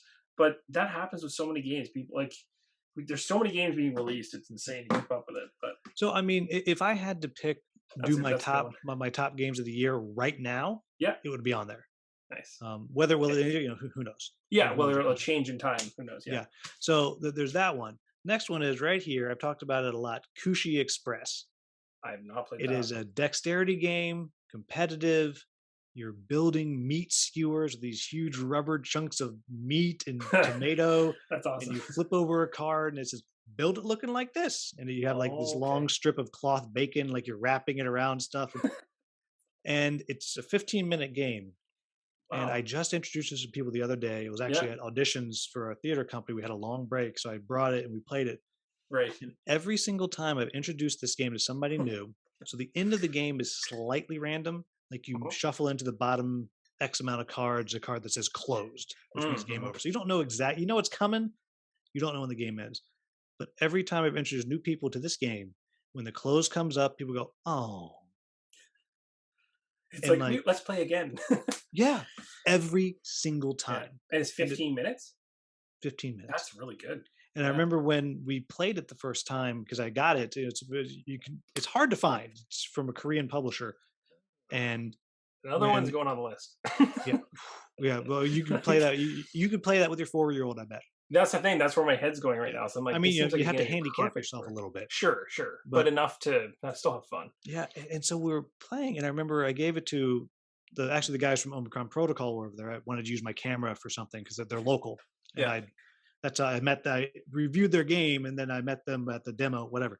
But I said, before you guys leave, I have to review this. Let's play this. I brought it down. I gave it to one of the designers. I said, just look at the rules real quick because I was making the drinks or whatever. And he said, this is either the greatest game in the world or the dumbest game in the world. There's 3-page rule book. But so that's up there. That actually was Yeah. number one on my underappreciated game list the other day. Right. And then my other one, That's awesome. which was a game that I was told was great. Okay. And so I randomly reached out to the designer on Facebook Mhm. when I had 70 subscribers. Why he Yeah. answered me, I don't know. He's foolish. But got me a copy, and this is one that's gotten slagged off a bit by a lot of big reviewers. Is Merchant's Cove. Yes, Merchant's Cove. That makes Now, me happy. have you played that one? I did. I did content on that one. I loved it. I Oh, you thought it did? was I didn't know you did great. content. Huh? Yeah. Yeah, so I really liked it. The secret stash that you just showed there, that is a must. Like you have to have that as a solo player. yeah, so that's the But yeah, scenarios, the chaining the scenarios together thing is a blast. yeah, it's Um, good. But that was one of my, I can't remember if it was on my list of top 10 games of most Yeah. played games last year. Yeah. But that's on Tabletop Simulator and with the prototype, because I still happen to have the prototype here. I haven't. Oh, I'm okay. supposed to give it back to one of the designers when I see him at a convention, but the world. Yeah. Yeah. Exactly. Yeah. That's the But that's one of the ones that I don't. Maybe someday it'll leave my collection, but I don't know that it'll ever leave my collection. That was I just don't- You know, No, so something off of a that's a preview. great pick. I like honestly, I remember doing the preview for it, and I kind of went into it like I didn't know what to expect. I didn't know if I was going to come out in the end and like it or not. I found everything about it was interesting, but at the same time, it wasn't like overly complex. But it was like just the perfect amount of strategy, and then all the additional solo stuff that they added in really like made it like even more exciting because like the base game if you play it solo is fun, but like there is some like limitations to it. You might get bored of it once you've Yep. burnt through playing each of the merchants. You'd be like, okay, I get this now. But that secret stash box like just opens up all kinds of options. And the crazy thing is too is like I haven't played it with other people yet, but I can imagine it'd be just it's really cool to like. I think they nailed the theme and the idea of having these mini games and the fact that each merchant is doing a mini game. Like it's so unique because you're like an actual town literally building goods in Yep. different ways, but all towards the same points mechanism inside the game that gives you end goals for your goods. Yeah, Like it's just really cool. It's just very interesting. yeah, it's taking the highly asymmetric game and making it Yeah, yeah, accessible. yeah. That's the word I was missing was the Yeah, asymmetric stuff. It's just yeah, like yeah, it's because like, and I talked about this a lot when I did a recent review of a Vast from Leader Games, and talking about how that's the most asymmetric game that I know because it's completely different. Like you're not even having the same win conditions. Like you it's play true. Root, everyone has the same win condition at least, Yes. and you play Merchant's Cove. There's that core game in the middle that everyone is playing the same, Hmm. which makes it somewhat accessible. Because then, like, I've actually gone to a game day where I taught the core game in the center, and then we just Okay. handed everybody their little rule books, Yeah. gave everybody 10 minutes, and then we played a game Oh, nice. because it's just not like if you can just focus in on your little, merchant. On your little Yeah, thing. yeah, you, Yeah. you can Yeah. do it, And but it's funny too it's because completely it's different. like the strategies like it's weird because like when you were playing the game, did you find you had to like were you were teaching it? Did you play at the same time when you were teaching it or That one I did not because I had to go, but I've taught okay? it and played it many, many, many times. Because I'm just wondering, like, when you play with other people, because I haven't, like, if you look at somebody else's player board while they're churning through their stuff, is there any advantage to bothering to really, like, I guess you could see what stuff they're potentially working towards making, which would help you go, okay, they're going after I think it's the blue and yellow that cashes in as the biggest points. I forget, there's two Yeah, colors yeah, that are higher than the other yeah. ones. The blue and yellows are eights. Yeah, so I mean, you could look and be like, haha, he's trying to go after blue and eights, typical. Like, And looking at their player board, not so much. not so It's much, really yeah. just looking at their tables where they have their goods they've made. Right, yeah. What they've And got so ready, I yeah, guess you can extrapolate from that and say, okay, well, I see Adam has a big blue on his table, but hold on, let right, me look at his board. yeah. Oh, he's got a bunch of blue marbles there, so Yeah. he's gonna make another one. Yeah. And that's what I like Um, about it is that you just simply look in these one spots for each of these boards and it's just like there's the information. That's what you need to know. Like the rest of it's gibberish to you because you're just kind of going, I don't care what you're doing in your little store. I just want to know what goods are in the window. yep. Like so it's good. That's a good pick. That's a very good pick. I came out of that one. I was like, this is not leaving my collection. I'm like, I'm keeping this. Like, Good. this is good. We Yeah. agree. All right, Yeah. but we're finally to what everyone's been waiting for. My sponsor bump. Here's the Ooh. commercial. Boom. And now, a word from our sponsor. Are you tired of getting set for your digital game night and finding out you just don't know how to work the program? You do everything you can think of. You struggle. You give it your best, yet, at the end of the day, it's just hopeless. You feel like you'll never be able to digitally game again. But don't worry. There is a solution. With the Sovereignty digital gaming platform, it's no trouble at all to almost immediately get right into the game and play with all of your friends. No fuss, no muss, no figuring out what keys do what. Just pure fun. You can find more information about Sovereignty in the description of this podcast or video. All right, so we are back from that amazing, not awkward transition Best transition ever. Well, at least I introduced it this time. The last two Yeah, times, no, I just liked went it. donk, Yeah. just jumped into it. The game we're talking about today is Middara, and I actually ranked it as my number 3 dungeon crawler. Nice. And it doesn't mean I got a lot of hate on my review of it too. So it doesn't mean I think it's perfect. I want to know But more about that. I might have missed it. oh yeah, it's coming. It's coming. You won't be Okay. you won't be Oh, surprised. it hasn't come yet. Okay, good. I was like, I'm pretty sure I haven't seen it yet. Oh no, Okay. I mean my when I tell you what it was that I got all the hate on, you won't be surprised. Okay. You'll be oh yeah, obviously. Yes. Okay. But so anybody who doesn't know, Middara is a classic style dungeon crawler, but it's set as a JRPG anime style. It's decently heavy. It's got a 70-page rule book, which I will say is very well written. Took me a week to read it, but it's a really well written rule book. It is. Really complex, playing 4 characters with not limitless potential, but feels limitless. Just dozens and dozens of abilities you can get, not to mention however many items you can get. Just I can't imagine playing through that game. I could play through the whole campaign 1,000 times and never have the same characters twice. It feels like. So very, very big box. Most people have had the opportunity to get to the Act 1, which is on its own is a monster. It's got to be at least 80 hours of gameplay. I don't know. Oh, easily. And there's Act 2 and Act 3 coming. Now, I myself, I've gotten through Act 1, part of Act 2. By the time this comes out, I'm doing a cross-channel playthrough with Barrett from Meet Me at the Table. He's doing most of it. I'm doing all of the side quests. So he does the real work and I do the silly stuff, which is the way to go. Yeah, there you go.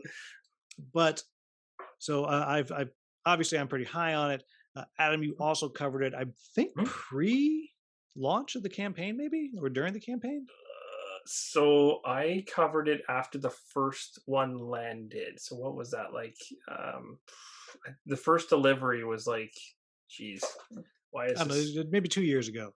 Yeah, it was 2 years ago. I'm pretty sure. Let me see. Yeah, 2019. Yeah, that makes sense. Like March, April, something like that. Yes, yeah. So I covered it. I don't know how far after that I did, but I did think I did the first scenario of the game because it's a beast. Like I was like, I can't. This is not a game where you can just start on the second mission and try to like get people in. I'm like, they need to understand like the beginning intro, like what is going on here, and then on top of it, understand there's literally videos to watch around the world building before you even start the game. Like you could just put the game beside and go to their site and watch their videos just to get context on like the world and spend 2 hours on that easily. Yeah. Like they went crazy with it. I'll give it to you to start. Positive thoughts on it. What do you got? I would say the things that I liked about it that other games didn't do well was that hidden information was truly hidden. That was a huge the red win. reveal. The red reveal was takes me back to elementary, middle school. People get like they can keep in board games. They can keep doing that forever. I'm perfectly fine with it because, I mean, I can see it if I stare at it purposely, trying to read it. I'll eventually be able to figure it out. Then you're annoying. If that's but then, what you're doing. Yeah, like I mean, like how, why? I don't know. Like, yeah, at that point you're trying to cheat, so it's almost just like, okay, sure, go ahead. Like, yeah. But for me, I was just like, there were so many other games that have these dungeon crawl things, and it's like you flip open a setup page and you're like, and I see everything. I'm like, I see all the I see what's going to happen at the end. I see the conclusion. It's literally written right here under the setup that I have to now set up. So I'm like reading the end before I've even got the game. It bothers me when I see that. Anyway, so positives, that was a huge positive. You already kind of mentioned the narrative thing. That's just like off the charts. Like I could go on for hours about how well written that is. Amazingly in-depth story. And then the real character development. Yeah, and then the fact they went to the next level and pulled ThreeTale in to do all the voice work on top of it. So you don't even have to read it. You can now have it like fully, like you can just hit a play button on each of these things and let the ThreeTale app just do all the voice work for you. I'm like, that makes it even better because now it's like now you're even more immersed in the whole thing. So that was huge. Oh, the other thing I really liked was for solo play, you had what they call those cards. There was Yeah, a name. you could just play two of the characters, and it's like Yes, a that's single right. card to represent the Yes, other two. that's what I liked. I like that because I was kind of going. I want the ability to be able to flip flop characters, and I can choose. I think they even allowed you to like. You could flip between the alternate character that's like very streamlined, and then you could go full if you wanted to. Like even partway in the campaign, you could somehow kind of like flip back or something, or switch characters in and out. I just thought that was really cool because it kind of just allows you to like, I'm creating these two characters. Oh no, I want to flip over to these guys and then use cards to represent the old ones, and you can generally bounce around. And I thought for solo players, like that's huge because maybe you don't want to control full 4 characters. Like that's a lot of stuff to manage. So that was Yeah, good. and so far, I've been playing it through with all 4 so far. Okay, how'd you and feel? How did you find that? So far, I've Because I been didn't fine. do it. Now, I'm curious if I get toward when I finally get towards the end, if I'm going to be overwhelmed. Which I can see happening. Like I mentioned earlier, I using a little dry erase tokens, and I total everything up, and I keep that running total, so that helps. But I can Yes. totally see if I wasn't doing that every attack, having to Yeah. add up with this and this, add, and then every single card you can then It'd be a not bit tap it, much. exhaust the card Right. to use an ability, and all the different consumables you have, and I mean, and It could get a bit much. yeah, I mean, what's going to happen when I get to the end and I have 8 different abilities per character? I mean, that's 32 abilities that I'm managing. Yeah, that's very true. So, Yeah, that's very true. but I but think so far it's been okay.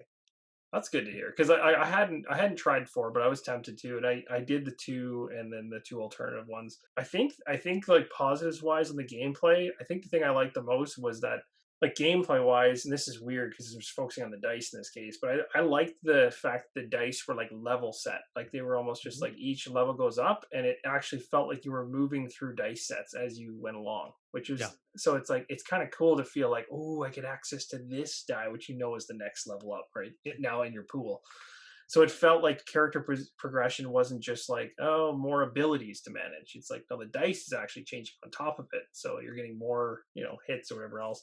So I thought that was kind of cool. I think those are the Actually, I do. You're mirroring me. The other thing that I liked about it is Mhm. you got the books and the stars and stuff on the dice, and how those Yes. interact with your different Yeah, abilities. yeah. That is, I really enjoy that. There's another game that I like called Infinity Defiance, which is like a sci-fi one, but it does the same type of thing Type thing. where I can roll the same 2 dice and get, I don't know, an 8 and 2 books and 2 stars. Yeah, yeah. And for your character, that's going to do one thing. For my Right. character, they'll do something completely different. Right. And that I think is really cool because it makes the combat pretty simple. It's you. Yeah. It's But it gives like flexibility. Like when you roll it, you're almost just like, now I can do this or that kind of thing. Like Yeah. that. I really enjoy that as far as the dice rolling goes, and it's shockingly simple. Like when you read the rules of the combat, it's like, oh, I got to add this up and subtract this and then do this. But once you learn it, it's really pretty quick. Actually, it's funny. Also, I don't want to compare Middara to Descent, but because But currently you're comparing everything. But no, yeah, exactly. Like you're gonna go just you're gonna check because on your kids after just this and be because like, the icons here, and I know this is from even Descent 2.0, but like they have like surge abilities and advantage. Same idea, I think, with this more so for the surge ability. You get a little silly bolt of lightning, Mhm. and it could trigger your weapon. It could trigger your hero card. It could trigger, so you get to choose. So you kind of have a little bit of that thing that you like in Middara inside of Descent in terms of like, ooh, I got a surge. That means I have some freedom now. I'm not like locked into doing this one thing every time. Yeah. Or it's just not a success, like just not a straight success. But yeah, in terms of Middara, I think those are probably the 4 or 5 that stick out to me the most. The gameplay on the other thing I really like too, which is a little nice touch, but not like a big deal, was I thought the UV printing of the water and like the certain elements of the tiles that really were exciting. That was Yeah. cool. I was Yeah, like, that kind of I've sheen to it never or seen whatever. that before. I was like, that's sweet. I'm sure it's been done, but I've never seen it. So I was just like, that's awesome. Like, And I also like that if you keep it organized, that's key. It's a pretty quick setup. Yeah. If you're organized. If you're organized, true. Like that is, Yes. I can't stress that enough. Yeah. If you throw everything in a bag, You're in trouble. yeah, it's gonna take forever. Yeah. But the tiles are Yeah. small. They're not weird shaped. It's I mean, there's like 75 of them, but if you keep them in order, it's pretty. I That's actually not smart. find setup for that faster than most of my other dungeon crawls, and I'm moderately organized. Yeah, it's true. And I think that one, I I had to get an insert for it because I was thinking about just leaving it bagged up, and then I was like, this one might be special enough that I might get an insert. I was like, what the hell? So I have it glued over there off camera. It's actually like a little bit further over. It's in a big pile, but I haven't actually put it all in yet. But it's one of those inserts that isn't going to fill the whole box. It's almost like the Kingdom Death Monster style inserts, where it's like half the box is an insert, the rest is just like empty space for stuff that's already in there, So it should hopefully solve some of that, like you were saying. If you're not good at keeping things organized or bagging things up properly, that should help me out to get the game to the table easier. Because I do want to get back to it because it was a lot of fun, and then knowing that Act 2 and 3 are coming down the line, I'm terrified. Just get it done, right? Holy crap! All right, so hesitations for the game. Obviously, the first one is the magnitude and size of it. Like we both been talking about. It's a commitment. It's a commitment. So I'll talk about the one that got me the haters. Yeah, please do. And so it's interesting because I don't think this is much of an issue in the core box. Okay. And that is, in general, I have some issues with often the portrayals of women in anime. Right. As a whole. Now, there are some that have come out late, like they look like Castlevania and stuff, which is, horrifically gory, but starts, taking back some of those tropes. But it's out there. And along with that, there is the way that the sexualization of women in games and stuff. Yeah. Now, I think the core box, the female characters are pretty badass. I don't feel like they fall into those tropes. So I appreciate that. Yeah. And I do find in the core box, it's pretty close to everyone's kind of sexualized. Right. Yeah, that's true. There's a little bit of like this, I think, what's the character's name? The big dude. A Rook. Huge. Yeah, he's just like he has no shirt on. Bare-chested he monster, starts the hairy. game with a chest plate. He has a breastplate. So he's like, forget that chest plate. Yeah, and you go through and it's like, oh, what's up, dude? You're wearing that so you can show off your abs. Yes, exactly. So is it perfect 50-50? No. I mean, some of them, but it's pretty solid. And I actually, this is an imaginary world we're talking about, right? Yeah, so, and so overall, I thought it was pretty well. Yeah. But when you start looking at the add-on stuff that you can buy, it is so I praised it. It's like, this is pretty well done overall. It's not perfect, pretty well done. And then people started sending me pictures of other stuff. I was like, it has like a Kingdom Death Monster side thing going on. It's almost it's almost like they're taking the pin-up art. The pin-up, exactly. Yeah. And but there's some slave girl stuff, and it's just like, ooh. Yeah, I guess it goes down. Yeah, that's true. And honestly, you're like, I don't know. I don't understand. Like, if anyone has an opinion on it being a negative, I don't see why people should get up in arms with that. Like, it doesn't make it, because at the end of the day, it's like, it's not part, like you said, it's not like they put that stuff in the core game that you have to deal with it to that level, at least. Yeah, right? it's a discussion, and it's a fair discussion. But it's there. But it's still there. It's still it's a fair discussion. If you want us to go and say, well, should that be exist? You can have that discussion, but that's not one that I'm having. Exactly. I'm talking about the core box. I think the core box does a pretty good job. However, that said, you might not be on board with the sexualization, men, women at all, that's and true. that is in the game. Yes. Yeah, you have to almost be aware of it. Like, just be like, okay, I'm all right with this. Versus, exactly. Yeah. So that's the one that got all of the trolls coming out. How dare you say I can't play this? To me, that's just you. That's just you being informed. Like, that's you informing people. That's you giving people a heads up. You're basically saying, like, hey, like, do you want to be shocked when you open the box and look through some stuff, or do you want to just know that it's there? And if you're okay with it, great. If you're not, then now you know. And to be fair, I think it falls right in line with most of the anime that you might watch. That's true. And animes are very big. Like, it's broad, right? Like, that anime bucket is all over the place. But you got to be down with that. So that's the thing that I talk to people about. It's like, oh, you want to try this? So are you cool with this? Mm-hmm. And for me, so far, I haven't found anything where I was like, I am uncomfortable. I would not want to play that with my wife. Gotcha. Okay. Like so I haven't But you're gotten there yet. talking like inside the core box. You haven't found anything yet where you've Yep. been like, Yeah, you not in don't the like core that. box. Okay. Yeah. Well, There's definitely some of the stuff that out the add-ons. I like, yeah. Yeah. you know, I felt It like gives you. a middle schooler with a magazine type Yeah. thing. Yeah.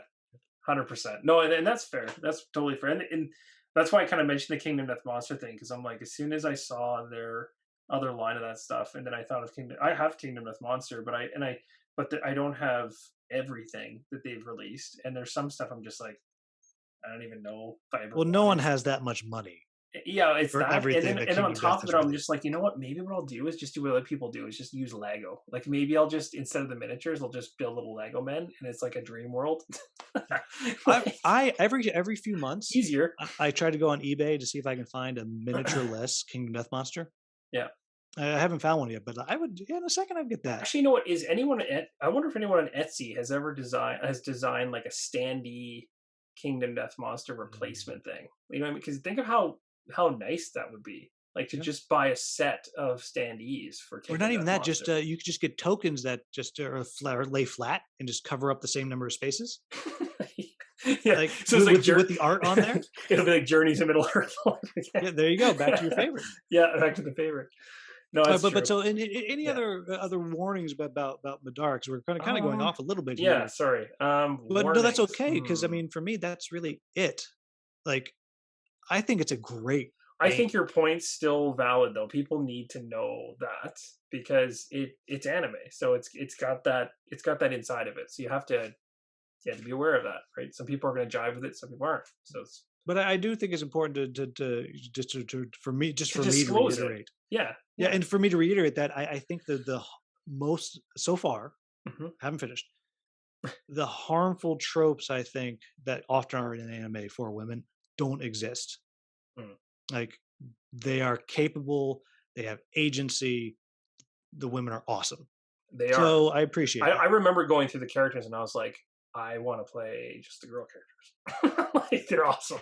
Like, and they're all like chucking these massive weapons around. Like these are pretty cool. Yeah, the one with the huge axe. Yeah, like I'm like these are shut awesome. up, bro. And that's Put on kind of a where anime's very cool that way. Is they've always, it always feels like it's been like the weapons are usually larger than the characters themselves in most cases, and you're like, holy crap!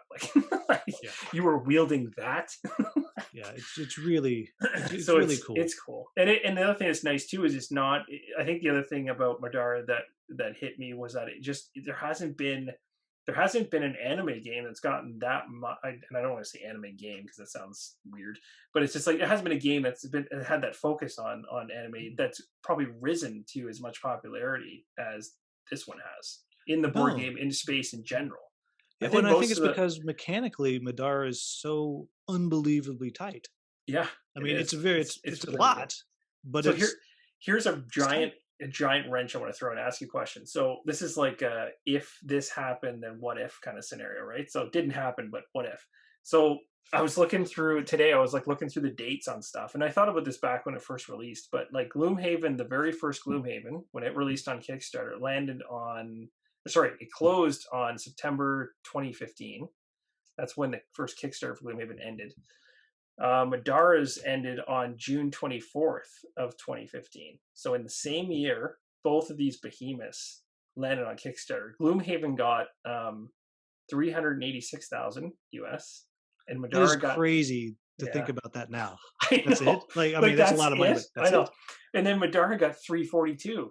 So literally almost the same. And this is where my brain explodes. So like if you look at the release date of Gloomhaven, it was for backers, and of course it's broad because they were trying to deliver to like different parts of the world, so there was probably like a 3-month window where everyone was getting deliveries. But let's say hypothetically, like roughly March of like 2017, based on the screenshot I took here, was when Gloomhaven started delivering, and then Middara didn't deliver until 2019. It took them 2 extra years to get out of the door. What would have happened if Middara had got out? Like if this had reversed and Middara had got out the door first, do you think Gloomhaven would even be in the position it's in today, or do you think Middara would be the game instead of Gloomhaven? Because the weird thing is, if you look on Board Game Geek, there had not been a game currently, like, there had not been a game released that you could buy for the dollar value that either of them were putting out. Like the dollar value they were asking for at the time for either of them, for what you Was were getting crazy low. content wise, was Yeah. ridiculous. You were getting the best bang for buck you could possibly throw your money at for content. So it's like if Middara had got out the door faster, and they had some delays that pushed them into 2019, otherwise it would have been back earlier. I just wonder whether the whole thing would have flipped, and it would have been like Gloomhaven would have come out after.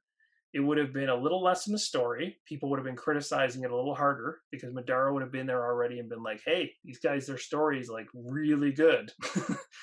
And then, of course, you look at Gloomhaven, you go, there's all the information's right there. Everything's spoiled. There's no red decoder. There's nothing stopping you from seeing the answer to every single scenario without even having to play it. So it, like, Middara basically buttoned up all the things that people, not all the things, but like some of those things I mentioned earlier. And I'm like, what would have happened if things had just flipped over? Like, that would have been a pretty crazy, like, would Gloomhaven get the praise still, or would they sit there and say the card play by itself is what makes Gloomhaven so epic and fantastic, like in the character progression and all that stuff? Like, Yeah, my it's initial a tough one. My initial thought is Middara might be bigger as far as rep than it is, but I feel like what the two things that Gloomhaven has going for it is one, pure fantasy. True. I think there's far. I mean, because Like, truth be told, crowd wise of interest way larger. yeah, and I mean, even for me, I was like, well, Very anime, true. Good and do I point. really care? Good point. No, it's a valid point. Yeah, so I think there's more fantasy nerds out there than anime nerds in the board game space. 100%. I don't have any data for that, but that's Nope, just but I based think on how many you're- games there are, right? Yeah, I think you're making the right call on that one. And I think the card play from Gloomhaven was so fresh that for a dungeon crawler, right? Yeah, like, it was I so feel like that's different. what. And even though, Yeah. I think the dice play for Middara is fantastic. It is really good. Yeah, We've had dice play. we have. We've Like- seen it before. We've seen variations of that before. Yeah, I right? mean, and I would argue that it's even just an evolution and massive improvement over Descent, That's the very second edition Descent. No, 100%. That's true. So the people have seen that, even though you dig down into it, like the way the numbers work and all that, I think is very inspired. Mhm. So I don't think it would have stopped Gloomhaven. Yeah, I think maybe it would have made Middara slightly bigger than it is. that's the thing, right? Like that's kind of where my brain goes. It's like, like I just wonder whether it would have ticked up the charts higher. I don't know where it sits on Board Game Geek in terms of its overall rank. Do you I know don't off the know top of your head? I don't know. I almost want to. I Now, have a yeah, supercomputer. now right I here. almost want to look because I'm like Do because I feel like, I mean, obviously it's probably as the reprints and everything are going, typically things start creeping up. Oh, 669. That's actually that's really far back from where I would have thought it would sit. But I guess when you're talking about overall, I mean, there's a lot of games to battle. But thematically it's 63, which is, I mean, that's even kind of surprising too. But again, that might go back to your original comment about the crowd of interest around the anime side of thing, right? Like it's a wall that some people don't climb over. Well, and I mean, we talk. Some people like just don't have any interest. Like, they're I just like, mean, nope. you and I really like the story, but like, there's got to be 100 pages of text of stories. It's madness. That's So, why I when they mean- said like foretellers coming in to do all of our narrative, and I was like, they're going to be working for years. like I don't. Do they know what they signed up for? Yeah, right. Like voice acting that game. Good lord. But I mean, so I mean, it sounds like we pretty much agree. I mean, it's not. Yeah, we do. Yeah. It's not that. I just wanted to throw it out there as kind of like a what if, because it's just kind of, it was. Well, it's a remember- good question, and I think it's telling that we're comparing Gloomhaven and it. Like, Mhm. we're not comparing. As much as I love Barnacle Bay, we're not comparing Barnacle Bay to Gloomhaven. Like, we're not doing that. True. You know what I mean? Yeah, but Middara and Gloomhaven to me seem very comparable. Like, I mean, beyond the difference in theme and stuff like that, like they're pretty much running up the same type of person that would want an epic campaign game is going to be looking at those two plus a handful of other ones. Yeah, But- because I can't. I mean, being speculative, I can't imagine if there were as many anime-based style games as there are fantasy games. Mhm. I cannot imagine there being many that are better than Middara, if that existed. What's that one that everyone's playing now that's anime based? It came out recently. I think they had like a reprint or something, but it's like there's like little tokens that are dropping down tracks. The characters are all anime. I think it was done on the One Stop Bullet. Shop. Bullet. That's what it was. Yeah. I don't have that. I haven't played that one, but that one's based in based in an anime. Yeah, that's too. an anime. So yeah. And that's pretty that's a good. fun That's game. a good game. Like Yeah. it's yeah. But it doesn't have. I mean, that's a It's 20 not. minute It's game. not a campaign game. It's Yeah. just a yeah. Yeah, it's a 20, 30-minute game. Yeah. Very fun though. And it is fun solo. So you should probably get it. I need to get it. I do. And I actually was about to pull the trigger, and I think what stopped me was the shipping to Canada. I think at the time was almost like double the price of the game or something. And I was like, huh. Yeah, shipping for those outside of the US is tough right now. Yeah. I was like, I'll get it. I'll get it. Ask Rodney to send you his. There you go. That's what I should probably do. got one. Like send it from PEI by boat. Yeah. Canoe. Send it by penguin. Yeah, send your pigeon carrier to me. All right, but so we have officially had recorded the longest episode ever. Hey. So oh gosh, the editing. Oh no. But I put you up against the wall on this one. Yeah, well, thankfully I just released one with Jason Perez about 4 or 5 days ago. So oh really? Nice. Yeah. So that's okay. But before I let you go, sure. Last thing. Yep. Is, and so everybody, you'll be able to find a link or a tag to get to a Rolling Solo down in the description. So go check out everything that he does. Go watch all 194 episodes of Gloomhaven. No. But leave us with, well, 2 things you can leave us with. You can decline the first one. Okay. Here's your opportunity to talk any trash you want about Rodney. And then second, leave us with your words of gaming wisdom. Oh, geez. Both these are going to be bad. You don't really have to talk trash. You won't. No. I would say to Rodney, you need to get more dungeon crawlers on Watch It Played. That's what I would say to him. How long those videos will be? Yeah. Do you guys have 6 hours? So yeah, that would be my one thing with him. And then for wisdom, words of wisdom. Are we talking like in terms of the channel content? Or are we talking just in terms of like anything at all? Just anything? Gaming wisdom you got. Fine. If you're just starting out, maybe don't start with Mage Knight. Like as your first game, don't do that to yourself.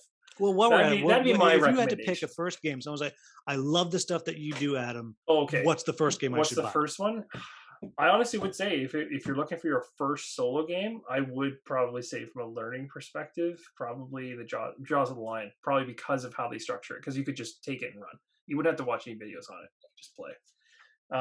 But there's so many good ones. There's actually another really good one that flies on the radar when you were mentioning ones that you liked was Outlive. Have you played Outlive before? I don't even know. That one's really good. It's like a post-apocalyptic worker placement game, but it's very good. Very good. Look it up. It's good. And you have a video on it. I don't, but I have the game and I'm holding on to it, and I'm going to secretly release it at some point. Like, one day when the game cannot be found anywhere, I'm going to release a video, and everyone's going to be like, "What?" Yeah, but in terms of gaming knowledge, I don't know. I would say don't think I have any more knowledge left. I think I've run to gas. Yes, for our last 3 hours we've been chatting. Yeah, right, but thank you so much for joining me, everybody. Thank you so much for watching. If you enjoyed this, listening or watching, please like, subscribe, share. All those things. Set up a subscription on your podcast download. Check out Rolling Solo's content down in the description. And thank you so much for watching or listening. Have a wonderful, wonderful day.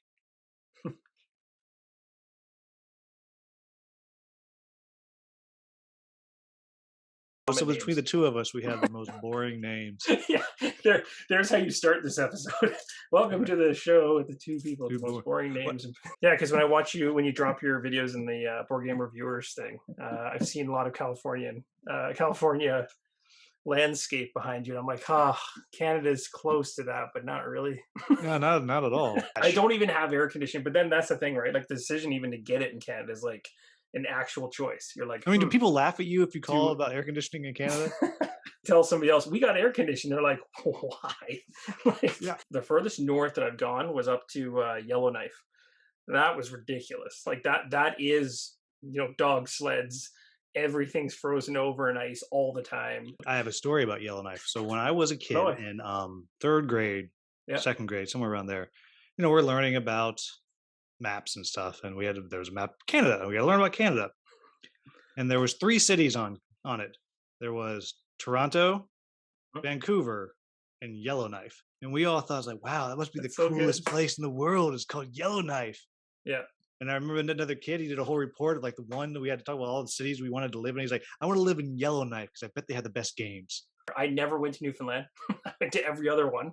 I am an honorary Newfoundlander. Oh, I wish I'd have gone. I really have been feel bad screeched in twice. Nice. I've kissed the cod. Oh, everything. that's you. There you go. Then you definitely and drank the screech. Yep. And did the rhyme. Everything.